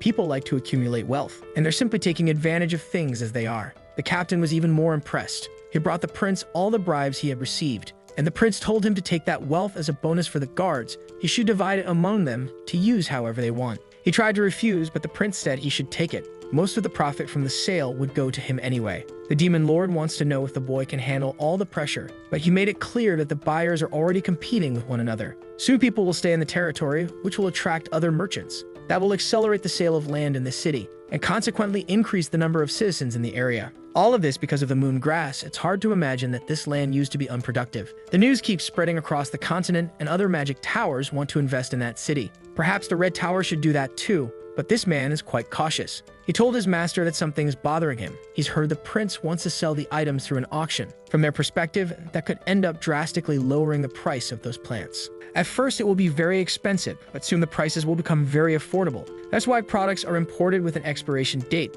to keep the prices high. The elder mage thinks the prince is an enlightened person. He asked his disciple if he knew how many people live in that city. He guessed a few hundred. That made him realize this is a great opportunity to invest in the territory in a short amount of time, because he managed to attract the attention of many people from all over the continent. That strategy is impressive. Even if the products are resold, their quantity won't be increasing. The mage told his disciple to start saving money for what's coming, and he emphasized that the prince is acting as if failure wouldn't be a problem, so moongrass is just the first step he's taking. He certainly has much more to show all of them, and he's already gained the attention of many people. That's why they should build a good relationship with this young man, and his disciple agreed. He ordered him to arrange a meeting with the prince because he wants to meet him. The sage began to recall some things. The words of the princess, asking if it was possible for a man without mana to cut a vampire with a sword. The princess asked that with an empty expression, because the man who did that used the sacred sword without forming a contract with it. At the time, he thought it was foolishness. But he knows that's only possible if you're the sword god himself or his disciple. Apparently, there's a very eccentric person in this world, which is rather strange. As predicted by the prince, many people want to live in that region, and that started to cause disputes among the visitors. Amy came to say that two groups want to buy the same piece of land. The prince's solution was to put the land up for auction. The butler wanted to know what the price cap should be, and the prince told him to make it as high as possible. For it said that a man rich in land is also rich in fortune. Our protagonist is very pleased with how much money he's been making lately, and he was informed that a letter had been addressed to him. The prince wanted to know if it was important enough to read. It was said to be from the royal palace. Outside in the city square, the auction began. The first bid was 90 gold coins, but it was quickly raised by a hooded young man. The mage from the Green Tower was also participating in the auction, increasing the offer. Everyone seemed very interested. Those mages appeared to have a personal rivalry going on, until one man made a bid of 130 gold coins. That caused them to start arguing. Amy tried to continue the auction even though the participants were fighting. If there were no more bids, the property would be sold for that amount. Some people kept fighting in the square, and the mage believed he would win that plot of land. Amy was ready to close the auction until someone else showed interest. Our protagonist was impressed that each vial had been sold for 150 gold coins. A trade guild ended up buying 5,000 vials. The auction had been a success. The remaining vials were sold individually at 130 gold coins each, and they were completely sold out. If sales continue this way, the city's annual profit will reach around 1 million gold coins, making it the richest territory in the entire kingdom. They will continue cultivating moon grass, but they won't increase the scale. Now they will start planting food. The prince has no interest in increasing his greed in this area and will leave things as they are. From now on, they will reorganize the city and get rid of anything that isn't being used. A summons from the royal palace was made a few days before the auction was held. The message was very simple. They praised the prince's achievements and asked him to return to the capital for a brief period, so he could be praised for his accomplishments. The same people who sent him away now want him to come back. Our protagonist is annoyed by their indecision. He's sure the political fight involving his mother's knight must be heating up and are trying to shift focus. Our protagonist finds it curious that they sent the letter with the king's seal, but the people acting are not the king. Now he wants to begin the next part of his plan. Maybe he really should visit them, and he will stop by the royal palace. In his memories, he was told that someone had built a dungeon beneath his house. He couldn't complete his last task and suggested that the protagonist do it in his place. Then he could do whatever he wanted with it. He imagined he could ruin the work, but the mysterious man finds that comment amusing, because he doubts that anyone more stubborn than himself could ruin what he had already started. But the boy is going to find out as soon as he enters that place. If he completes this task, he'll be free to do whatever he wants with it. They asked if the prince would be alright traveling alone, but that's exactly what he wants to do, and the butler wished him a safe journey. The prince asked him to take care of Amy, and the butler told him not to worry, because she's an incredible and very disciplined person, in addition to being extremely well-educated and intelligent. From the protagonist's point of view, he's sure the two will get along just fine. Now they continue their journey toward the capital, traveling the path on horseback. The demon lord noticed that he's heading in the opposite direction, but he wants to stop somewhere before continuing his path, a well-known place, and one that's being preserved for research. Besides that, it's a very special place, because it's the city of the divine blacksmith Surtur. The demon lord knows who this person is, and the protagonist is sure they've met. He said that the man's legacy is kept in that place, made from the same material as calderas. But this is not a place they can easily enter. In a few decades, the landscape may shift, but that city has stood for thousands of years. It has now become the location of another state. That territory belongs to a rival family, the Beret. The boy dismounts to approach the city entrance. Berserker sense that the atmosphere there is unfriendly. It's possible that the noble factions in that area have been shaken. Even so, the line to enter the city is very long. Our protagonist presents an ID card, introducing himself as a mercenary. It's an identity he prepared. He couldn't risk being recognized, but that's not something he needs to worry about right now, because he's sure he'll get in without trouble. But he's immediately stopped by armed men. The protagonist got a little tense.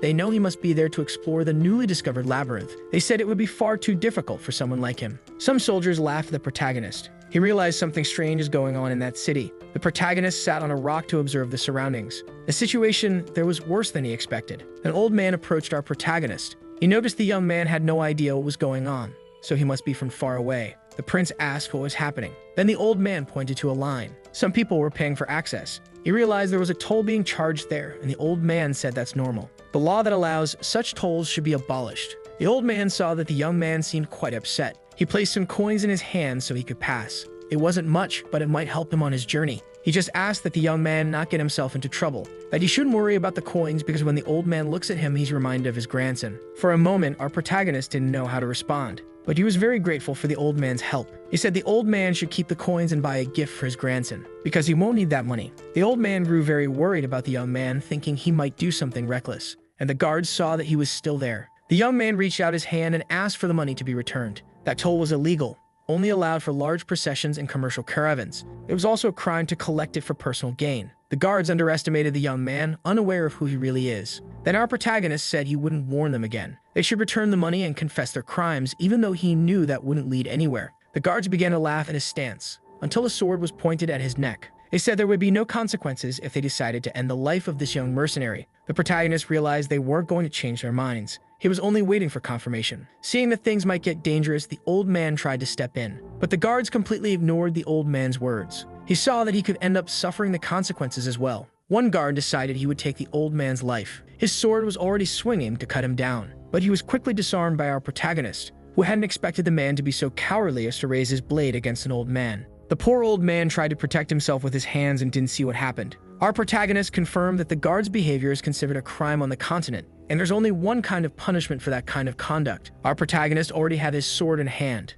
The penalty for those crimes is immediate execution. The bald man is now headless. The responsibility now falls on those who agreed with that behavior. He demanded that the person in charge be presented immediately, but instead he was surrounded by their remaining guards. He realized these men also wanted to lose their heads and admitted that it was his fault for not revealing his identity. Before he could continue speaking, one of the guards tried to attack him, but the attack failed, because it's not possible to strike without hands. The protagonist warned that the next cut would be to the head, and that he wouldn't repeat himself. He again demanded to see the one in command, until someone came over to see what was going on. That small man was Viscount Gerda, who came to investigate the commotion. Before he got too close, the protagonist tossed in a formal document. He advised him to make a wise decision and not to underestimate the prince just because he wasn't flanked by guards. The Viscount quickly recognized the prince's identity, who was relieved to finally be recognized. Kneeling before the prince, the Viscount explained that the territory had been going through difficult times, but our protagonist didn't believe that since they had famous ruins in the area. The Viscount never imagined the prince would travel in disguise, scolding people so recklessly. That was an act of tyranny.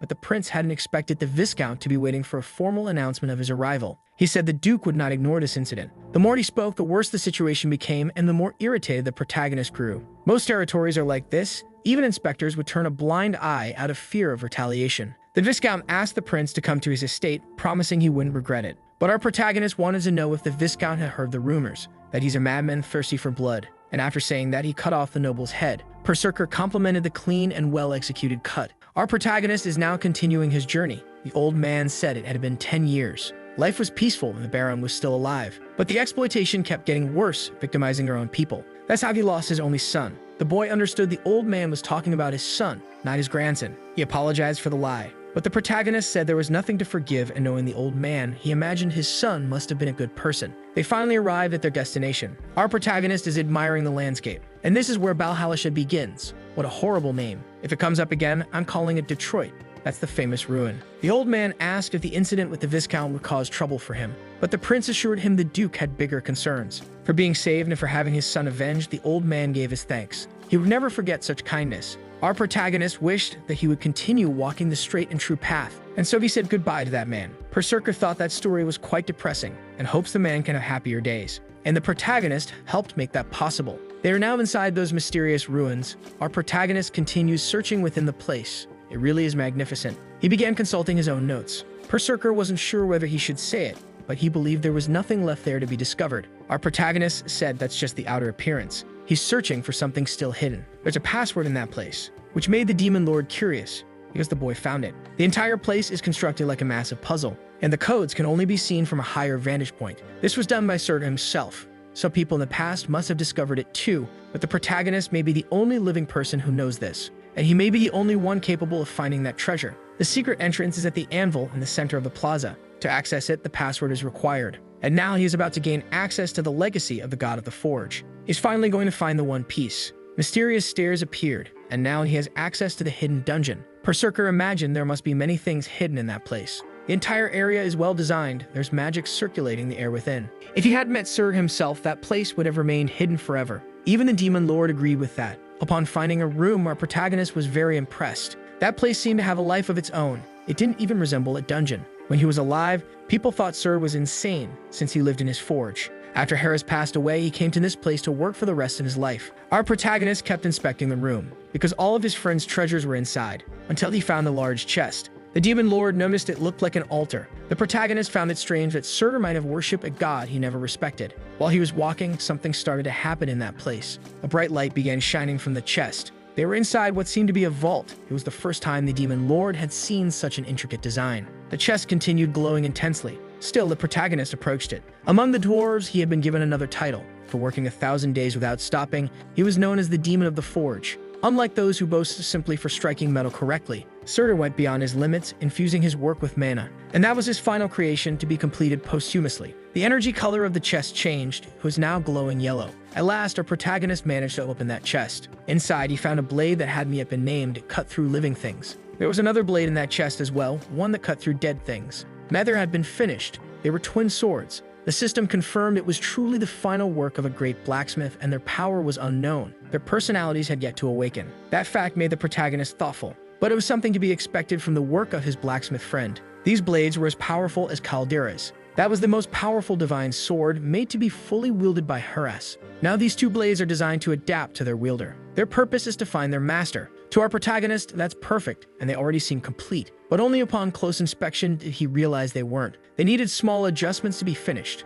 He had to find some fire to complete the work. Normal fire wouldn't be enough for the task, it needed to burn 100 times hotter. And only the dwarves have something like that, because they specialize in that kind of work. Our protagonist had to ask someone for information, who wished him a pleasant stay in the capital, and the young man thanked them for the guidance. Our protagonist didn't know why he had been summoned to the capital. The letter said he was going to be congratulated, but that was obvious. Lunar grass has enormous potential for generating money, and our protagonist is already profiting more than the entire kingdom. The taxes he sent were massive. The nobles surely want to persuade him to join one of their factions. At least that's what he assumes is going to happen. Our protagonist hadn't expected to receive so much attention and didn't want to cause such an impact on the continent. He was already in the palace hallways and was greeted by some of the servants. The boy responded politely, since it had been a while since they last saw each other. The butler said he had grown quite a bit. He had heard rumors that the prince had managed to build a great business. He replied that the gods were favoring his plans, but he wanted to know why the atmosphere felt strange. The butler explained that some secrets had come to light. The king was furious, and many nobles ended up losing their heads. Since the king was already in his chambers, the butler recommended speaking to him the next day. Even with all the evidence presented to the knight, he would only succeed with the king's cooperation. These events were making the boy think a lot. He ended up encountering a peculiar person. The two stared at each other for a moment. That was one of his brothers, the envious one. Our protagonist hadn't expected to run into Carlos at that moment. He asked if the boy had anything to say to him, but he said everything was fine. He told him his brother was far too careless for a bastard who had succeeded in just one business venture, and that he'd obviously had luck, not success. The protagonist didn't believe the envious one came all the way there just to say that. It seemed he was simply jealous, because he had no idea what the prince had accomplished, and for that reason, he would always be known as a fool. Those words made the envious one furious, and he tried to grab the protagonist's neck, which he blocked effortlessly, saying the envious one had nothing. He forgot something important because everyone there spoils him excessively. He should at least be able to understand the situation. Completely enraged, the envious one tried to attack the protagonist. But he's a hopeless fool. If he weren't so stupid,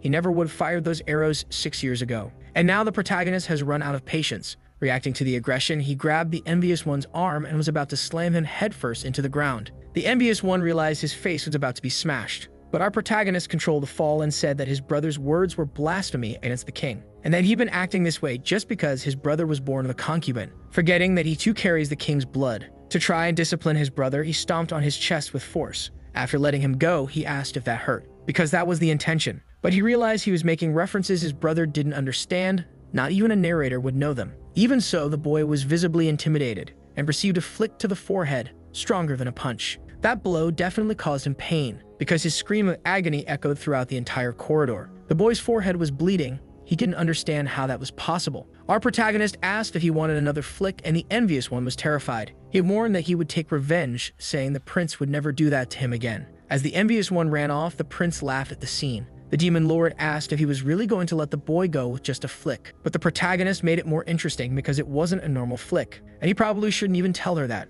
Berserker noticed he sometimes acts more like a villain. Either way, the protagonist wasn't going to keep laughing about the situation. He needs to put an end to his bad habits. Burning with curiosity, the demon lord wanted to know what the protagonist had done. He cast on the boy a spell that's considered a universal sin, but that wasn't all he did. He also gave him a small gift, which would be revealed during the next day's meeting. Several nobles were impressed with what the boy had accomplished in that devastated region. Because of that, he also increased the kingdom's revenue. The chatter was so loud the king couldn't concentrate. The nobles were all talking among themselves, excluding the one who had made everything happen. And the knight Petrus was also absent from the meeting, as he had no interest in those matters. Berserker couldn't understand how the kingdom still functioned with so much disorganization. Meanwhile, the protagonist was thinking about opening a restaurant, since he knew the profits were extremely high. but he didn't know how to manage a business like that. Someone asked the nobles to be quiet. The king said they should congratulate the prince for what he had done. Acknowledging that everything he accomplished was done without anyone's help, our protagonist replied that he did what was necessary, and the king reinforced the point.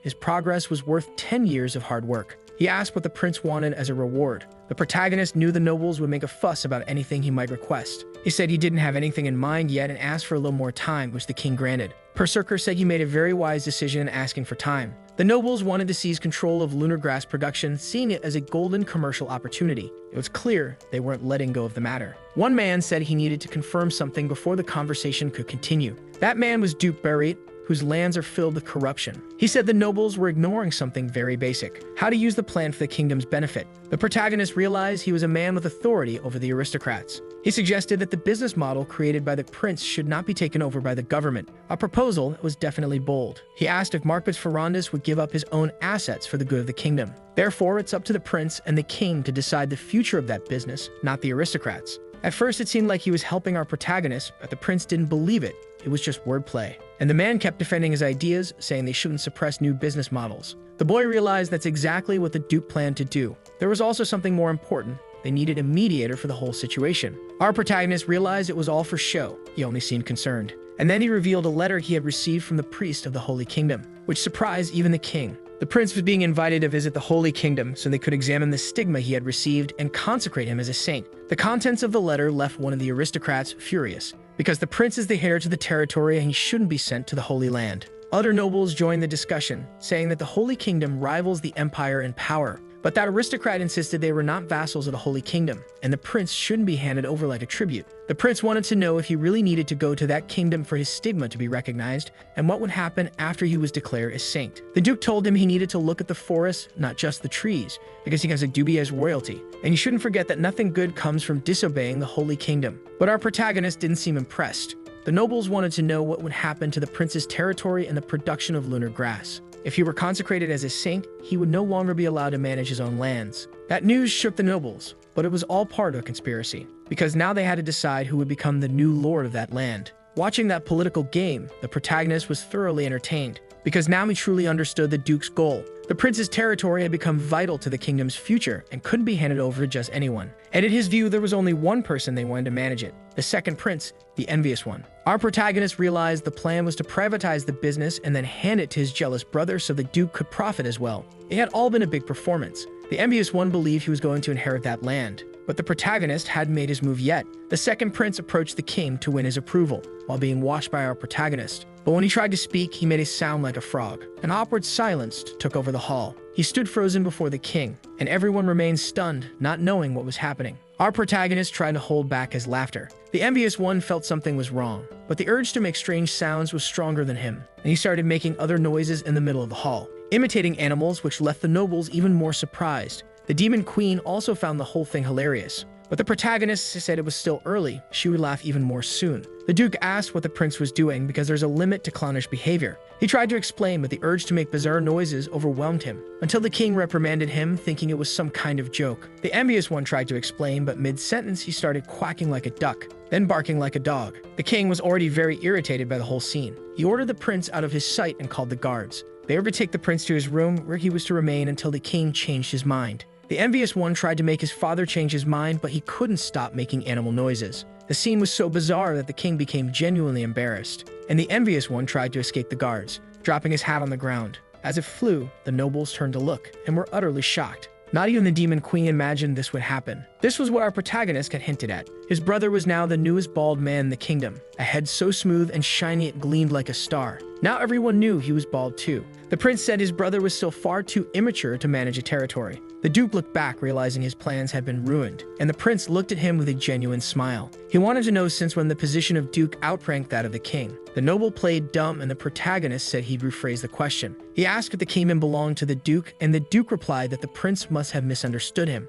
because everything he does is for the good of the kingdom. The prince then asked why he had a letter from the Holy Kingdom without the king's knowledge. And that wasn't the only accusation he had, because he had also conspired with everyone present in that room. The Duke said he should be careful with his accusations, but our protagonist hadn't finished speaking. He said the Duke shouldn't count his chickens before they hatch. Besides, they had resolved a single real issue during that session, which was supposedly important, and he tried to use that opportunity to take control of land that belongs to the prince. From our protagonist's point of view, the Duke is nothing more than a conspirator, and he suggested that they meet the demands of the Holy Kingdom. The king wanted to know what the prince's proposal was. The Holy Kingdom is also inhabited by people. They could speak with them. In that place, there was an artifact that allowed communication with a priest from the kingdom. He introduced himself and said he was in charge of finances. His name was Vicar. Our protagonist apologized for the sudden contact and asked him what the Pope's decision was. But what happened next was even more surprising. Even though it's a holy kingdom, it's made up of people, a place where business also happens. And the prince was trying to do business with the highest ranking figure in the holy kingdom. But the priest on the other end said the incident was being handled by ordinary priests, and that would never happen again. There was no reason for concern. In this way, the protagonist managed to resolve all of his problems, and he thanked the priest for his help, who replied that it wasn't difficult at all. He found it odd that the kingman would send the prince to the Holy Land, though he acknowledged it wouldn't have been a bad acquisition. In the long run, it's the Holy Kingdom that would lose. The protagonist told the Pope that if he left his territory, lunar grass production would be compromised. He promised to reserve a portion of the production to supply the Holy Kingdom, and from that point on, they would be commercial partners. The priest was very thankful for that. And the Pope also made a major request that those plants be sold in his lands. Those who want to be treated specially must offer something in return, and that's exactly what the protagonist did. Now he has respectable commercial partners. After all of this, the prince commented that doing business is very easy, but Berserker disagreed with him. So the video ends here. If you don't want to miss the next part, activate the notification bell, and see you next time on Tob's channel.